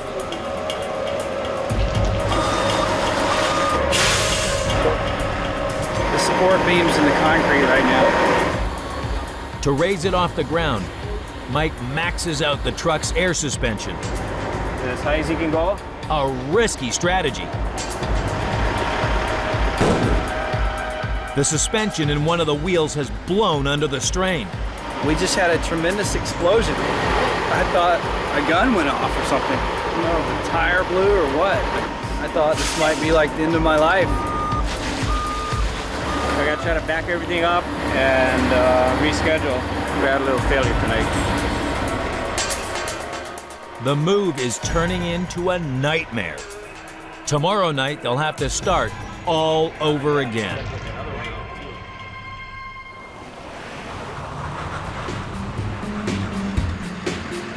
Move night 2, 12 a.m. The beams run low, but miss the ground. So far, so good. We gotta go straight some more. Pull it down there. Here we go.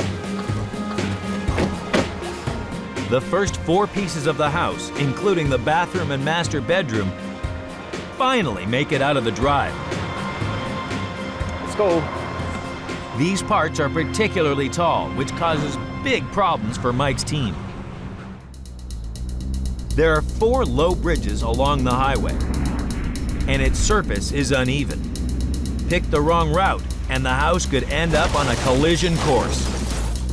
So the team need the help of the local police to pick the smoothest route and keep it clear of traffic. As they travel, they must check the height of each bridge to make sure there's enough clearance.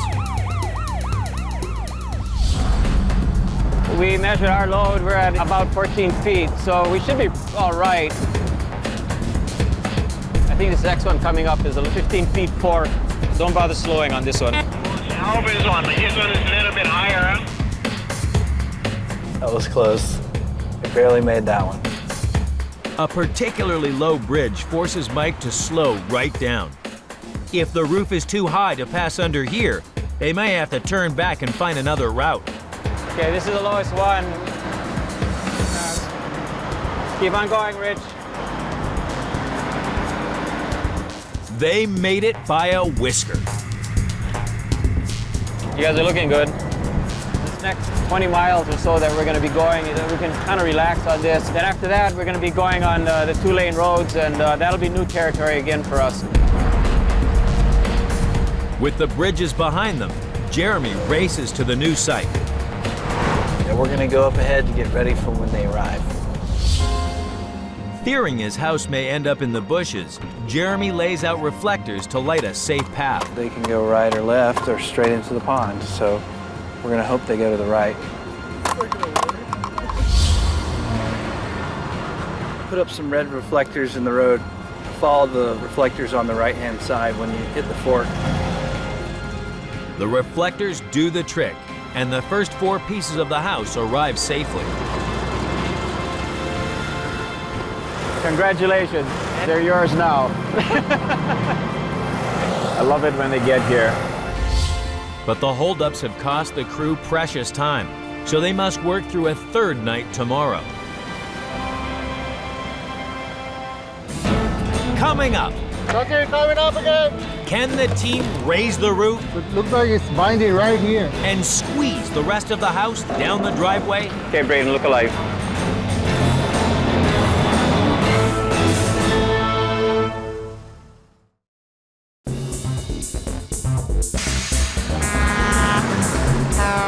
In Honolulu, it's taken 2 nights for Mike's team to move just half of Jeremy's beautiful beach house. It's something that I really care about, that I want everybody to take care in moving and putting back together. Now the team face their toughest test yet. Cut the roof off the precious great room so they can move it tonight. The roof is really important, and it's really my favorite feature in the house. I'm gonna make this last cut, the upper roof from the lower roof. Hook it up to the crane and hopefully it'll come right off. This is it. Now this is the moment of truth. Okay, coming up again. Just as the crane takes the strain, the roof snags. It's not completely severed from the walls. But it looks like it's binding right here. If they carry on lifting, the roof could rip in half. There's a whole lot of hidden nails and can't really tell what we're dealing with. Can somebody pry it from underneath, Chauncey?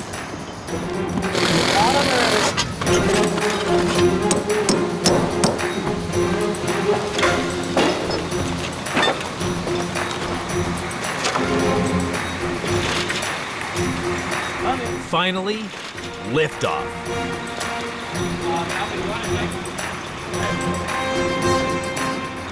He gave us a little bit of hard time. We kept at it, worked hard on it, pushed here, shoved there. The house stayed in one piece, so I call it a good day. I'm glad to see the roof lifted off in one piece. It looks all good. But Mike's crew can't relax yet. Removing the roof is only half the problem. The roof is over 18 feet wide, the widest piece of the house. But this driveway is only 13 feet wide.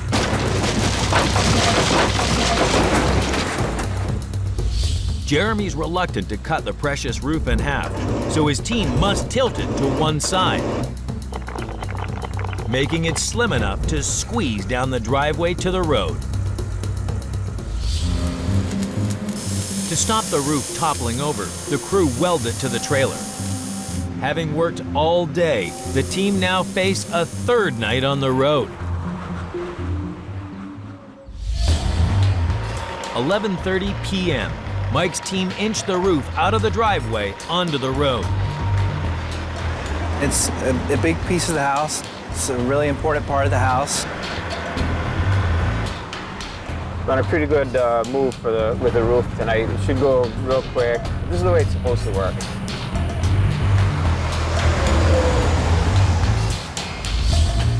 This time they're prepared for the obstacles en route. Nice work. Yeah, we got it. Great. Yeah. Went very smoothly. And deliver the roof by 2 a.m. Yeah, they're getting easier and easier, you know.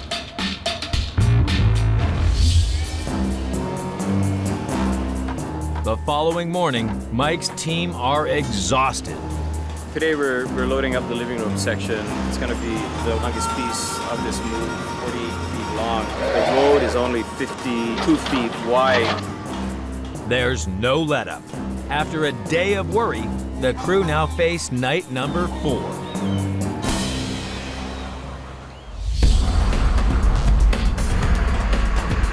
We're just getting this long section onto the driveway. This long living room is giving them nightmares. Gotta watch that tail swing and no fall. Keep on turning like that, Braden.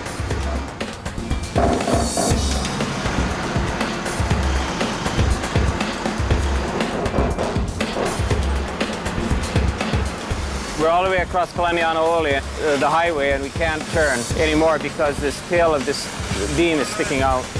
So we're just cutting it off. It's taken them an hour to move just 50 feet. Okay, Braden, look alive. And there's 50 miles of twists and turns still to go.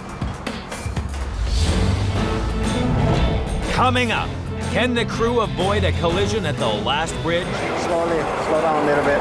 And get this beach house home? We didn't have a plan C.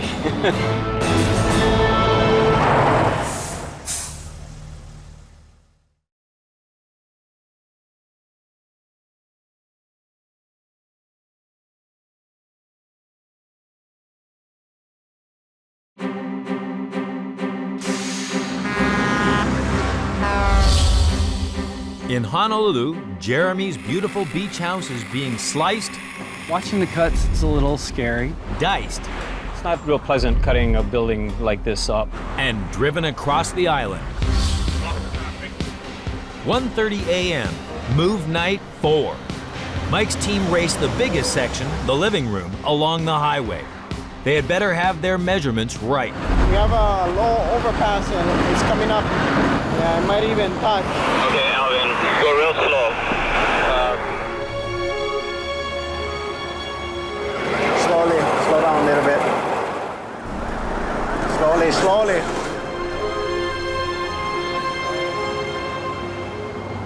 Not only is the living room long, it's tall. Go slowly. Too tall. Hop, hop, hop. It catches on the bridge, bringing the move to a halt. This is Mike's worst nightmare. The highway will be jammed with traffic in just a few hours, so he must act fast. Flat those 4 tires. Make sure it can go down. You have enough to go down.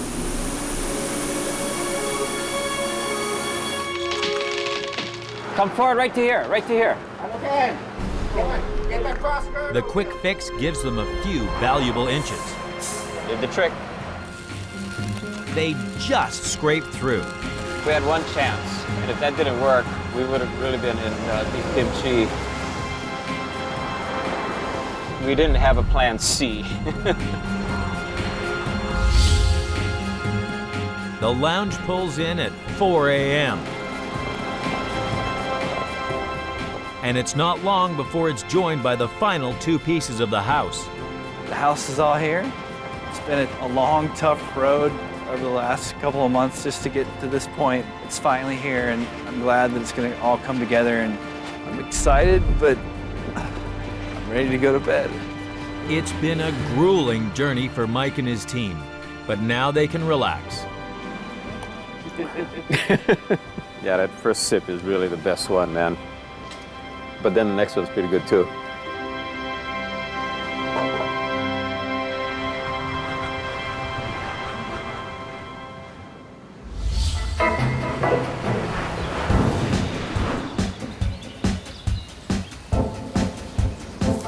The following morning, Jeremy's out early, scouting for the most stunning spot to rebuild his beach house.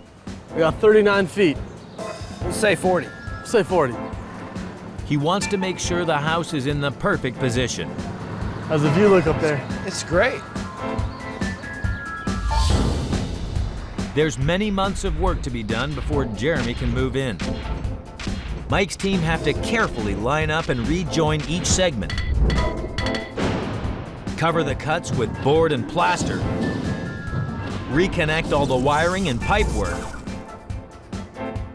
And seal the joins outside, restoring this architectural gem to its former glory. Hopefully by the summer, it will be finished.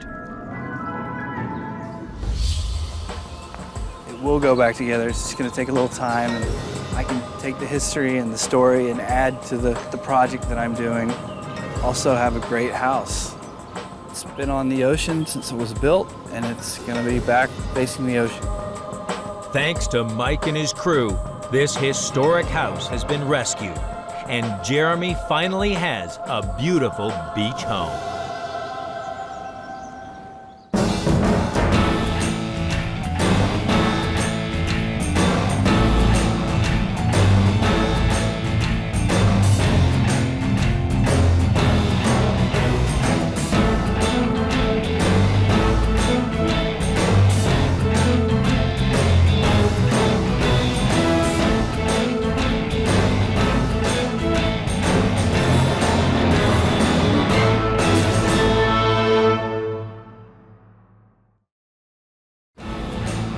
A couple on a mission to transform their cabin into their dream country home. This is terrifying. Well, I can't watch everything. I'm not swimming. Will their luxury lodge survive as it's chopped into pieces Oh my gosh, that's insane. and taken on a perilous trek past trees and power lines? It could short up. Shifting this colossal cabin is going to be nothing short of one massive move.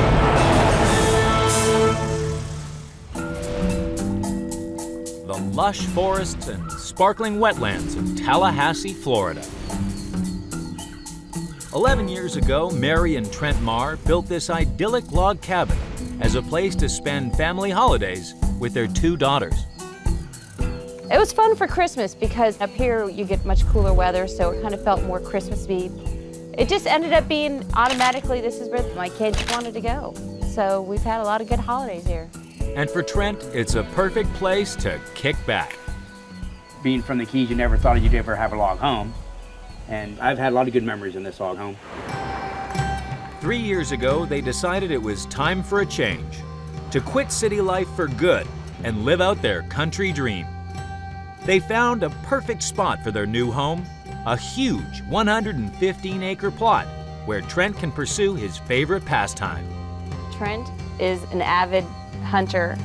He's taken his dog hunting and training hobby to another level. This is a property I actually bought, and I just bought this so I could live out in the country in Monticello and do my dog training. This was my goal in life when the kids all left. I could move out to the country, not in the city anymore.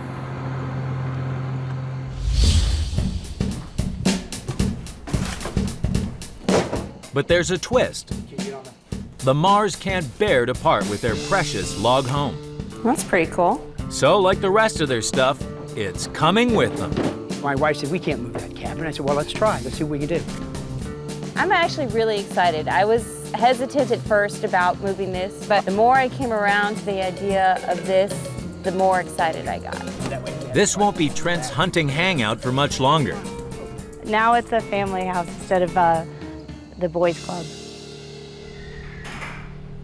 But keeping the family house is not going to come cheap. The new plot cost Mary and Trent $237,000. Moving the cabin will cost $65,000. Restoring the house, a further $60,000, bringing the price tag of this ambitious project to an eye-watering $362,000. But this is going to be the family's permanent home, so it's worth every penny. It's not like it was something that was in the family for 100 years, but this is actually the only house we ever built. So being able to end up keeping it and relocating it on top of the memories, it was a win-win for us. Moving this 80-ton building is risky and will be a huge challenge. So they've called in Florida's leading heavy haulers, Ducky Johnson House Movers. Glenn, Damien, Richard, Paul, and project manager Donald Wayne. We got the best guys in the world. I'd take them anywhere over anybody. I mean, they awesome. There ain't no joke about that.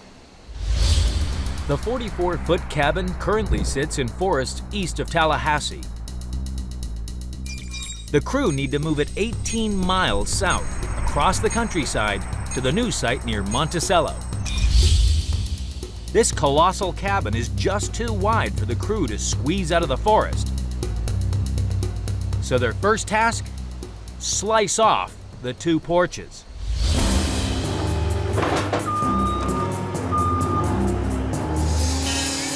Oh my God. The extreme surgery comes as a shock to Mary. Wow. Well, it's all torn up. Wait, they're gonna yank it again? So every time I hear that jerking sound and a little crack, I about have a panic attack. The team used a trailer to lift the porch up onto wheels. Well, that answers my question about how they're getting the tires underneath there. All right. Hey, cut it back in place. Oh my God. After 3 days of work, the porches hit the road for the new site, leaving the house behind. Ready to rock and roll?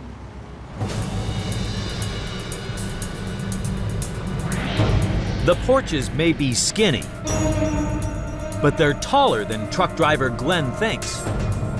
A low-hanging branch tears a section off the roof. Unaware of the collision, Mary and Trent await the arrival of the porches at the new site. We actually had a friend call us on our way over here and say, we just saw your porch go down the road. Wow, they definitely did a number on the corner of that porch though. It's not the start they were hoping for. Hopefully they can fix that up. Jay, sit on this corner here. See the lake from here, or the pond. There we go. Look at that. No house, but Trent can still take in that all-important view. Looks good.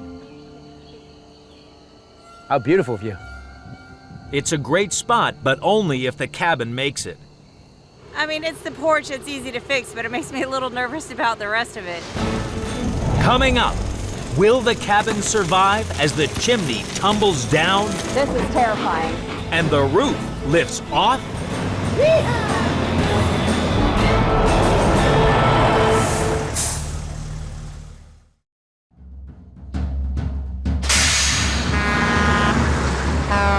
In Tallahassee, Florida, Trent and Mary Marr are taking drastic measures to relocate their log cabin. Well, it's all torn up. They've slashed off the porches, and now their home is about to become a demolition zone. 3 days into the move, and the crew hit a major obstacle.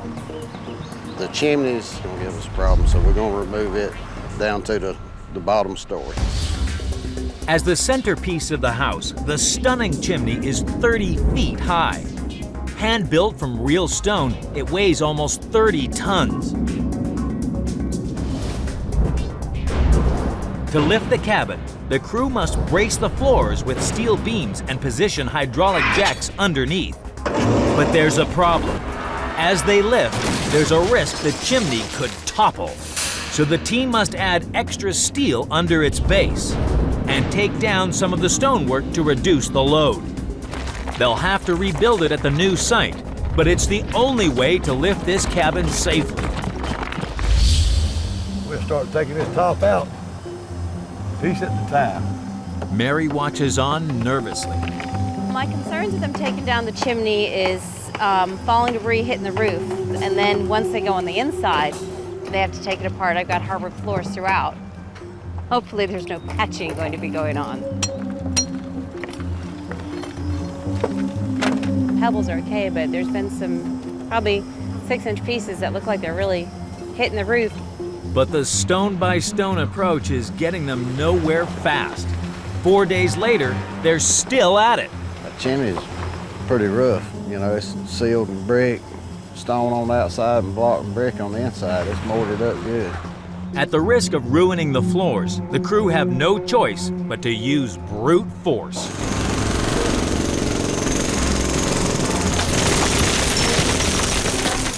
As Damien rips down the chimney, the crew realize it's not the only feature they need to remove. With its porches off, the house may be narrow enough to squeeze down the forest lanes, but its roof is just too tall.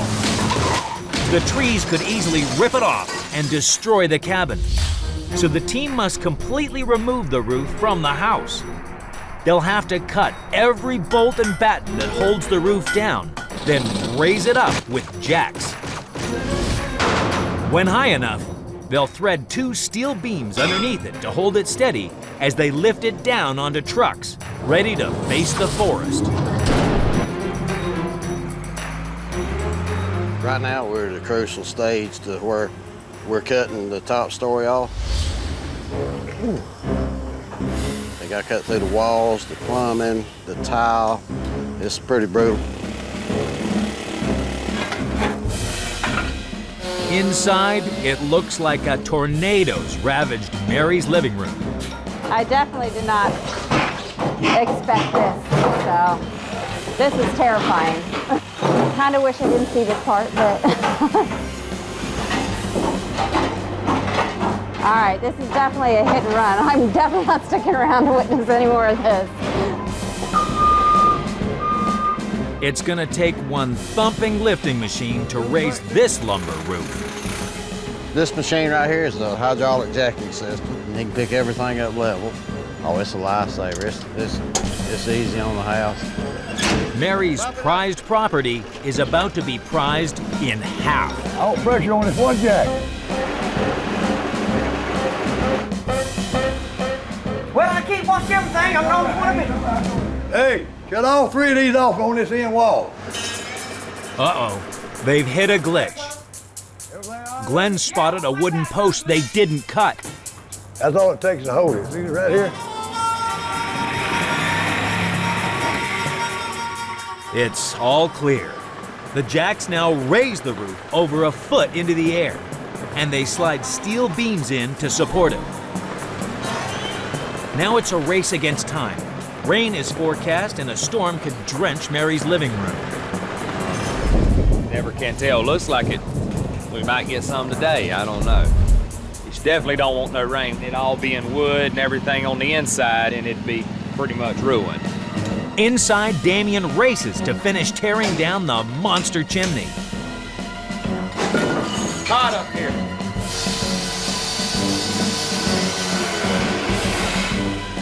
Finally, thank God. Ears full of concrete. Lovely. Lungs full of concrete. Concrete. But we done. That's all that matters. The final step is to place steel beams under the house. Jack it up and slide the wheels underneath. Yeah, we got it up. All we got to do is put the truck up under and it's ready to roll. Tomorrow they can lift off the roof and get moving. It's the day of the big move in Tallahassee. After 3 years of planning, Mary and Trent arrived to watch the event.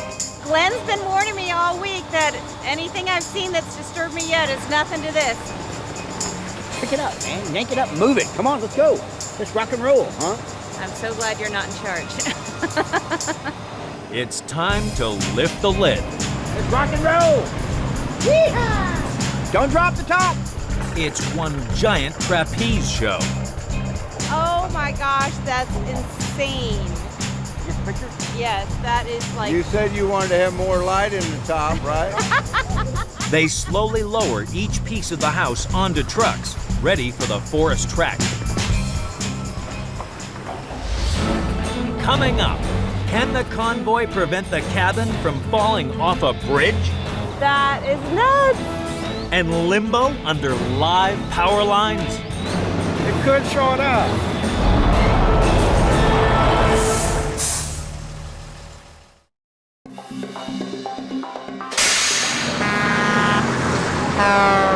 In Tallahassee, Florida, Mary and Trent's log holiday cabin has been wrenched in half Oh my gosh, that's insane. and hauled onto trucks. Now house and roof are on the move. 11 a.m. The crew must complete the 18-mile trek before nightfall in order to beat the rain. It's a tight squeeze. Woo! That was close. You know, when he took the measurements, I don't think he considered the roof. It's goodbye to the old plot as the house heads for the highway. But there's a major obstacle up ahead. The bridge that crosses Sneed Smokehouse Lake is just too narrow. A collision could throw the cabin into the swamp. So Glenn's crew must use hydraulic lifts in the wheels to raise the house 2 feet above the guardrails. This is a risky maneuver. The house will be high up and hanging way over the edge of the bridge.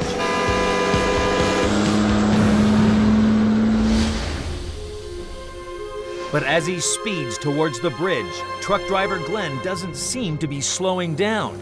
But I think we got it up high enough to go over. Mary watches nervously as her cabin brushes close to the barriers. Wow. That is nuts. Oh my gosh. Good job, Glenn. Slow but steady. That is nuts. House and roof slowly cross safely to the other side. That's it. It's on the road. Oh, it went good. We ready to roll on down the road some more? 1 p.m. and there's still 16 miles to go. They've got to get the roof back on tonight, and there's still hazards ahead. We are watching the top, make sure no wires or tree limbs and nothing hangs on the top. With the house sitting so high on the truck, it's getting close to the live power lines. It could short out. Low wire coming up.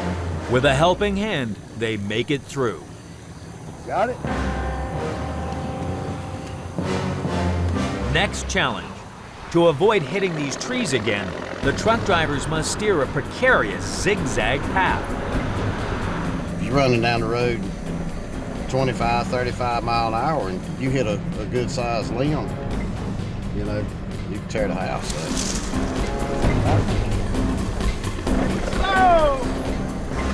On your side. Time for a little pruning.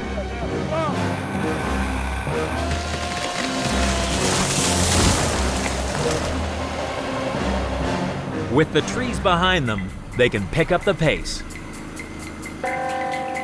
But these road signs could bring the move to an abrupt halt. Pick it up now, Ricky. It's coming loose. Nothing's gonna stop this massive move. Huh? They wouldn't have got their mail. It takes the whole afternoon to reach the new site. But a tight turn onto the lot threatens to topple the whole building.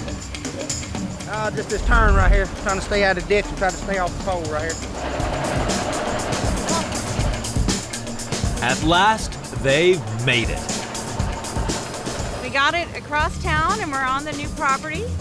And if it goes together as good as it came apart this morning, then we should be good. I'm excited. There we go. The Mars can't celebrate yet, though. The cabin may have reached its final destination, but it's not out of the woods yet. Coming up, can the crew put this house back together? A little bit. Without smashing it to pieces?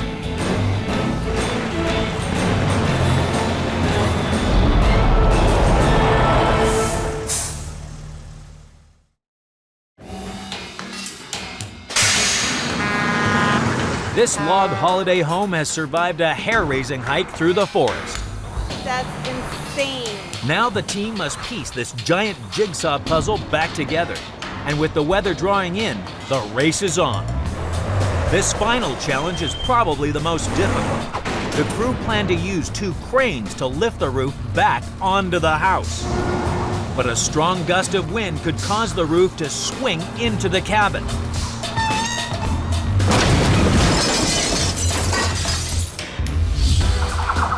The team needs a moment where there's not much wind, so they can precisely line up the holes in the roof with the bolts in the house. A tricky task.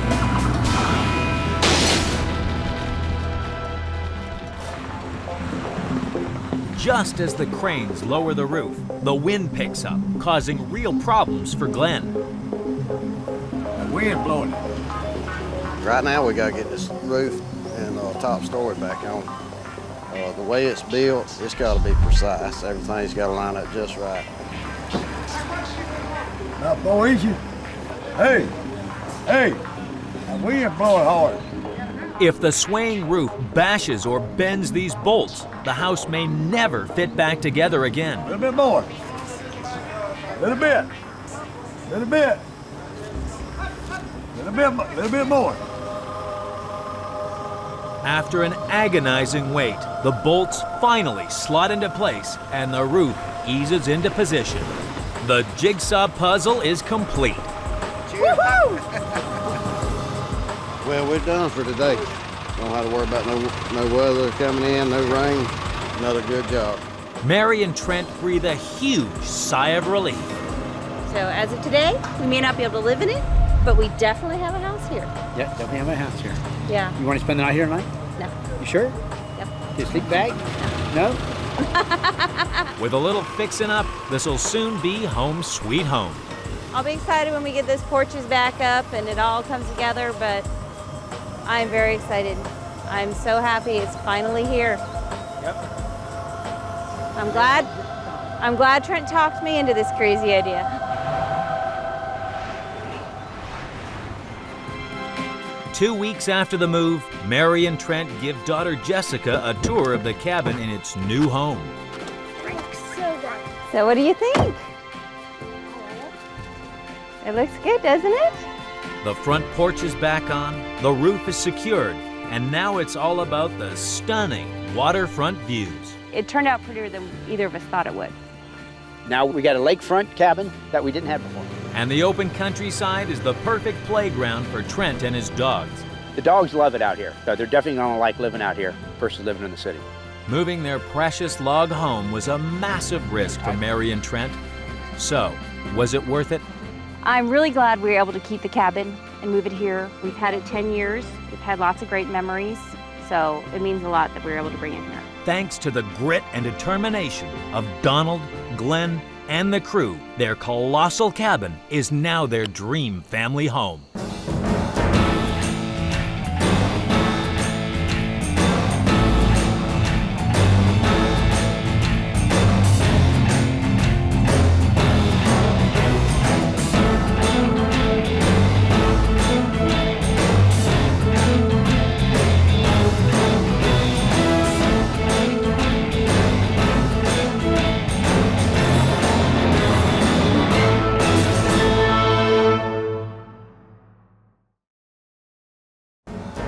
A family on a mission to rescue this huge historic house. Sometimes you just take a leap of faith. Will it survive a treacherous trek? It's making lots of noise. Over rough fields? It's kind of scary to watch. And deep ditches? Oh! Hauling this historic house will be nothing short of one massive move.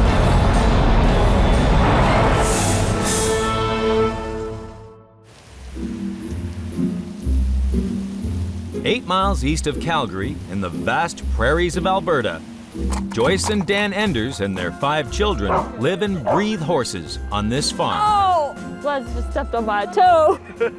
No. Horses are my life. They keep me going. They are my sanity.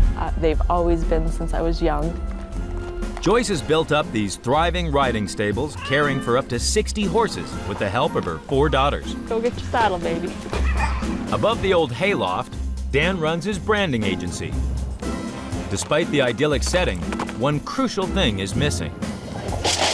For the last 8 years, we haven't had a house. The family of 7 is squeezed into one end of this barn. It's a stable hands quarters. It's got 3 bedrooms in it. They're raised in the barn. We live in the barn. It's the joke around here. It doesn't feel like home. Recently, the family has had more than their share of bad luck. A trip to the doctor when Joyce was pregnant with their youngest child, Dominic, was the beginning of a traumatic few years. When I went in for my ultrasound, they found a massive tumor in my pelvis area. So we ended up having an early C-section for the baby. And through that process, he ended up in the ICU. Yeah. Yeah, it was one of the worst weeks of our life. We actually watched him die on the table, and they had to revive him. Dominic beat the odds and is now fit and healthy. But after a rushed operation to remove the tumor, Joyce's future was less certain. They told me I'd spend the rest of my life in a wheelchair. I think the best way to get Joyce to do something is to tell her she can't do it.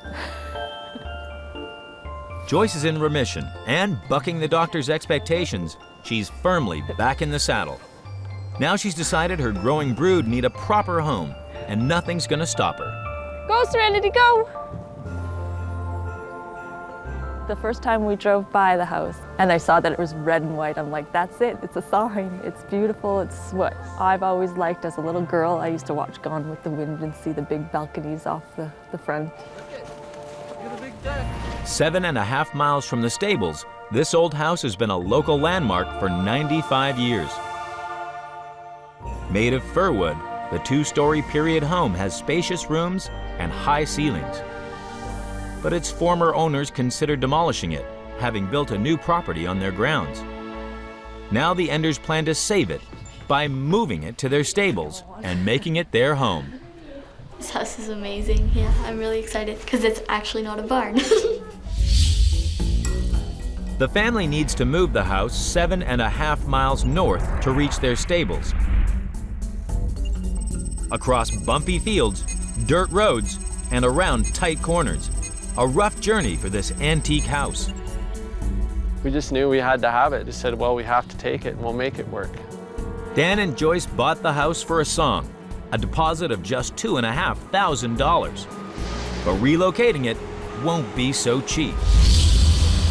Moving the house and building new foundations will cost them $75,000. Renovation work and landscaping, another $160,000. In total, saving the house will hit them to the tune of $235,000. Okay, fellas, we're on our way. To give the old building a fighting chance, Dan and Joyce call in local house truckers, father and son team Pat and Dwayne McCann. Pretty big. So it's a very old house because of the verandas and the upper deck and stuff off the back. It's a little bit more challenging. They're just kind of sitting on there, you know. You don't know if there's 4 nails or 400 nails holding it on there. I really like the deck and I'd really like it to stay on the house. If you could do that, that'd be great. Moving this 45-ton wooden wonder will test Dwayne and Pat's mettle. Built in 1916, the house is crammed with period features, including the original plasterwork. But its age also means it's extremely fragile. Move it now, and it could collapse like a house of cards. To strengthen the house, Pat and Dwayne must cover its corners with lengths of wood and metal. Then wrap it tight with 2 massive steel cables. Braced and bolstered, the old home should hold together for the move. Dwayne and Pat must be careful. Tighten the cables too much, and they could slice through the house like cheese. Or worse still, slice through one of the team. I've had one snap on us, it can cause some serious damage. Okay, hold it! But there's a problem. Dwayne discovers the almost century-old timber is in a worse state than he thought. You know, look at that, just falling apart there, yeah. She's fragile. Looks scary. Lots of holes everywhere. I mean, we don't know what is in behind here. It could be really bad.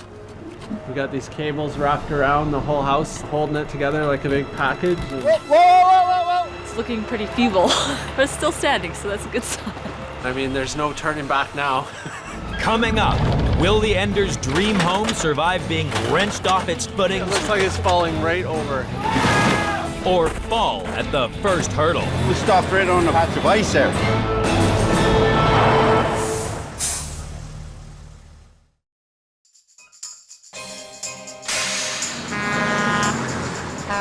In the prairies of southern Alberta, Dan and Joyce Enders have found their dream home, a 95-year-old house. It's been wrapped and strapped with huge steel cables for the move. Now Dwayne's team face their first real challenge: lift the 45-ton structure off its footings.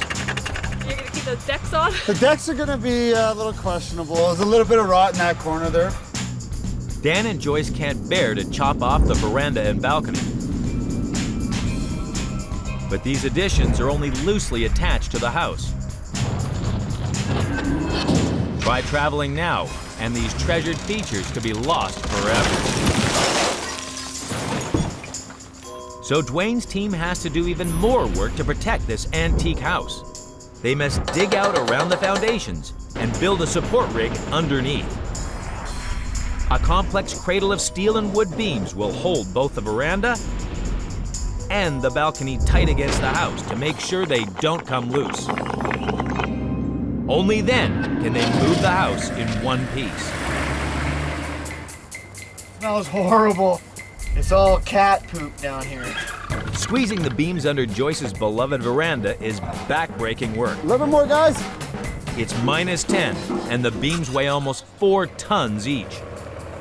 There's a lot of fingers in the way, and guys and hands and heads and stuff there. Biggest thing is not trying to hurt anybody.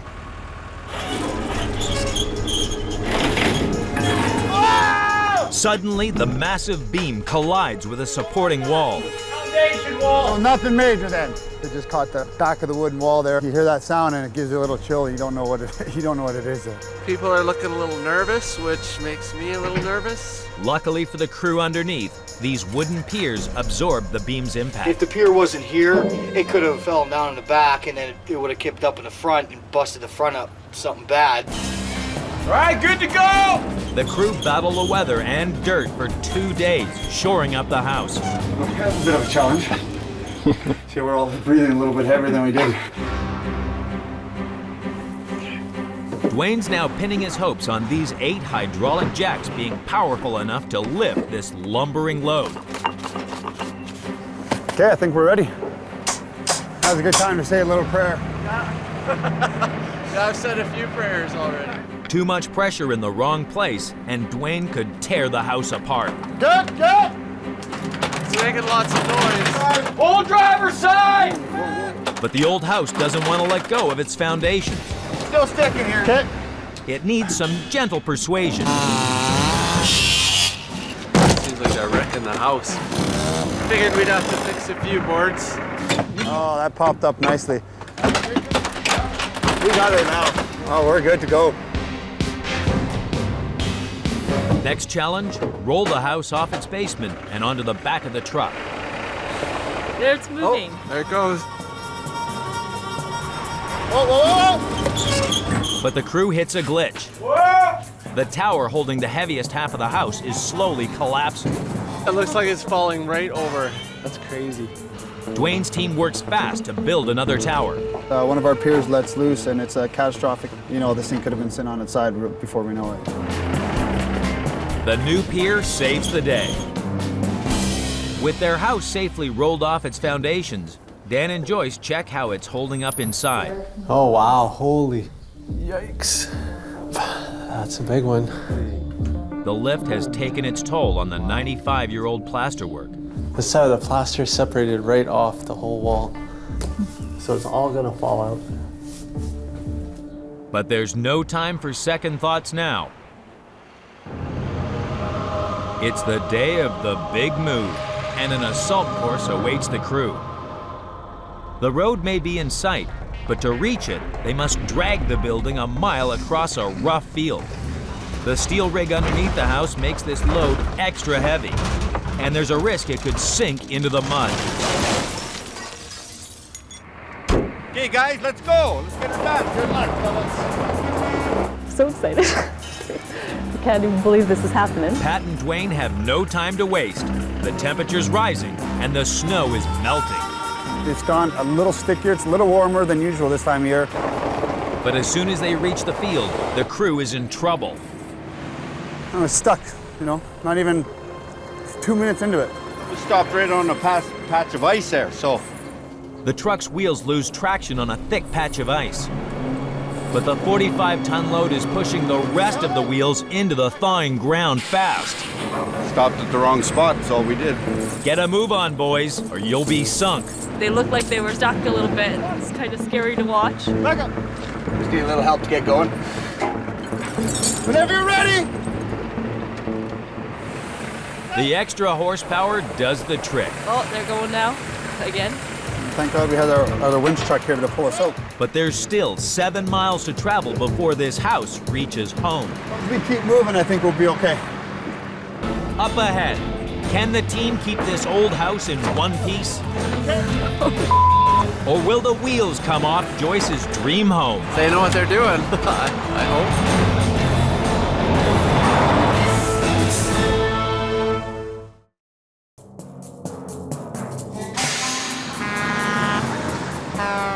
In Alberta, Dwayne and Pat have rolled Joyce and Dan's dream home off its footings onto the open prairie. Can't even believe this is happening.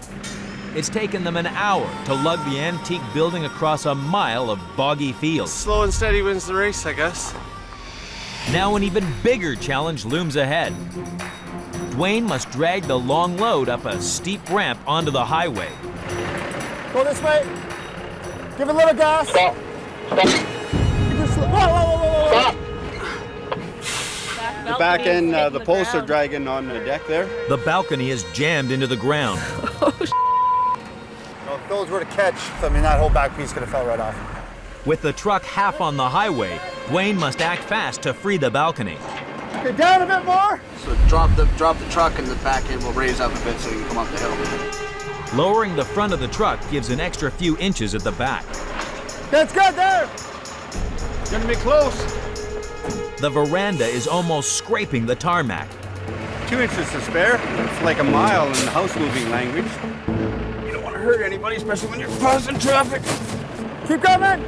Crazy, this is crazy. Honestly, could have had a disaster on our hands. I'm glad I got it before it was too late. We're good here, let's go. The crew picks up the pace on the open road. But up ahead, the going's about to get much tougher. Now the house is on the trailer. It soars over 31 feet high. And 11 major power lines cross the road up ahead. Edge too close, and this house will be toast. So the team need to coordinate crews of electricians to drive ahead and lift or lower the cables. If they time their operation right, the house will remain safe and the locals will keep their power. The electricians may be ready and waiting, but the house has got held up again. Looking pretty tight right now. Okay. Well, you don't have to slam on the brakes. A little sketchy on the satellite dish there, but I think we'll still have TV. This is the first lift of the day here. I'm not even too sure how much room we have on this one. But if anybody was touching any steel or anything from that truck on the house load movers, you know, they could get electrocuted before the fuse blows. You don't get a second chance with electricity. Okay, I'm just gonna creep under. I was worried that, you know, if they go up another inch or two, I mean, then snap that line right off on us. So this one will be close. We only had about 4 or 5 inches up top there, so they say it's enough. We'll take it as it's enough.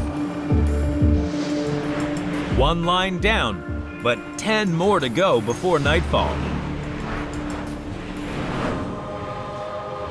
6 hours after the move began, and the stables are at last in sight.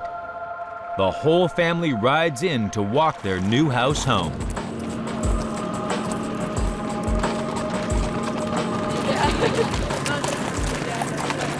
It's a perfect way to bring it home. So the home stretch, we're on it. No, not every day we follow horses, and that's for sure. Actually, this is a first for me. It's a great day. I'm gonna cry now. Hold the tears, Joyce. There's one final furrow ahead, and it's a deep one. We got some scary stuff coming to get it onto the property, so we've got to go over a creek even. The crossing over the creek is 12 feet wide, but the wheels under the house are 20 feet apart. So we have to bridge across it with timbers and beams. The hardest part of the move is just coming up here shortly.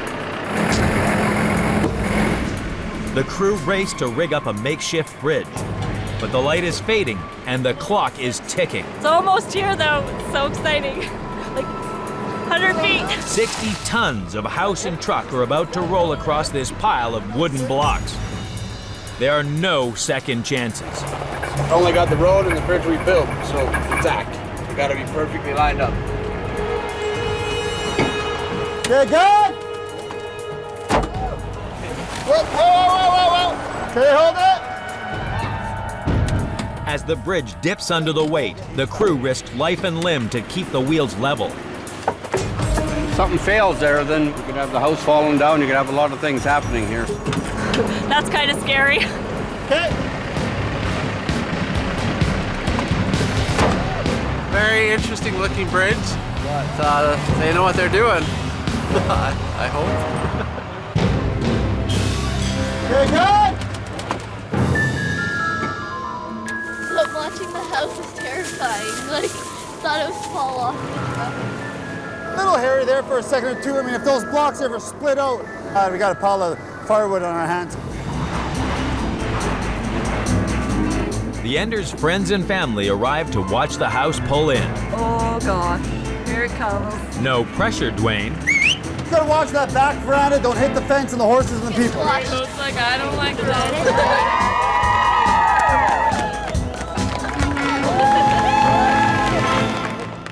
Coming up, will the team fall at the final fence? The house is literally sliding on soap. As they try to slide the huge house home? It's soap in it, but you step on it, you're gonna slip and fall on your ass. Whoa, whoa, whoa, whoa!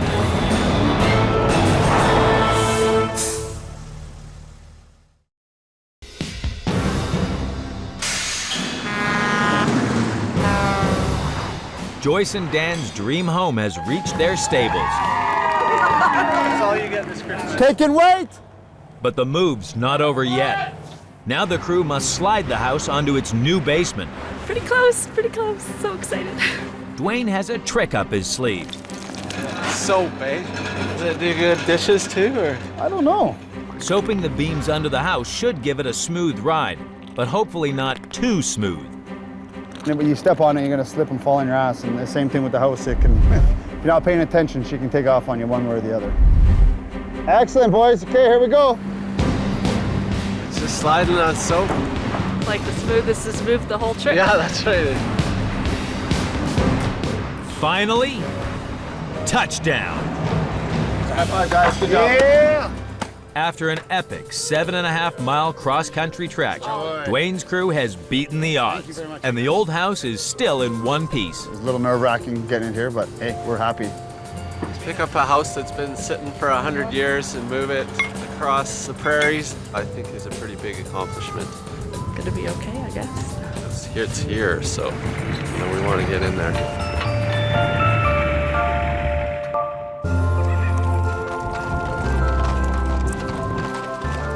2 days after the move, and the Enders family are brimming with ideas on how to make the most of their stunning location. No, they have to go that way. Joyce has already planned out all the things that we're doing. We'll have a bridge go over the creek. Of course, lots of flowers, and we have a bunch of tree planting to do so we can be protected from the north wind. I get to graduate. I don't have to live in the barn anymore. I get to move into a house again. Dan's got his work cut out, This is great. restoring the 95-year-old interior. They just don't build things like this anymore. I just can't wait to get in here, start taking the paint off and making it into the beautiful piece of architecture that it was. Wow. With a bedroom each for the first time in their lives, the 5 kids also can't wait to move in. Actually, they're gonna lose a really good excuse though. Because when people say to them, "What, were you born in a barn?" They go, "Yeah." It'll be a few months before the family can live there.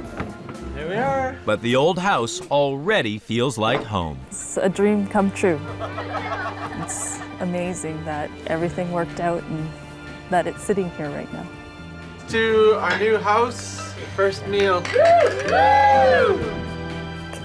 Can't believe it's all happened.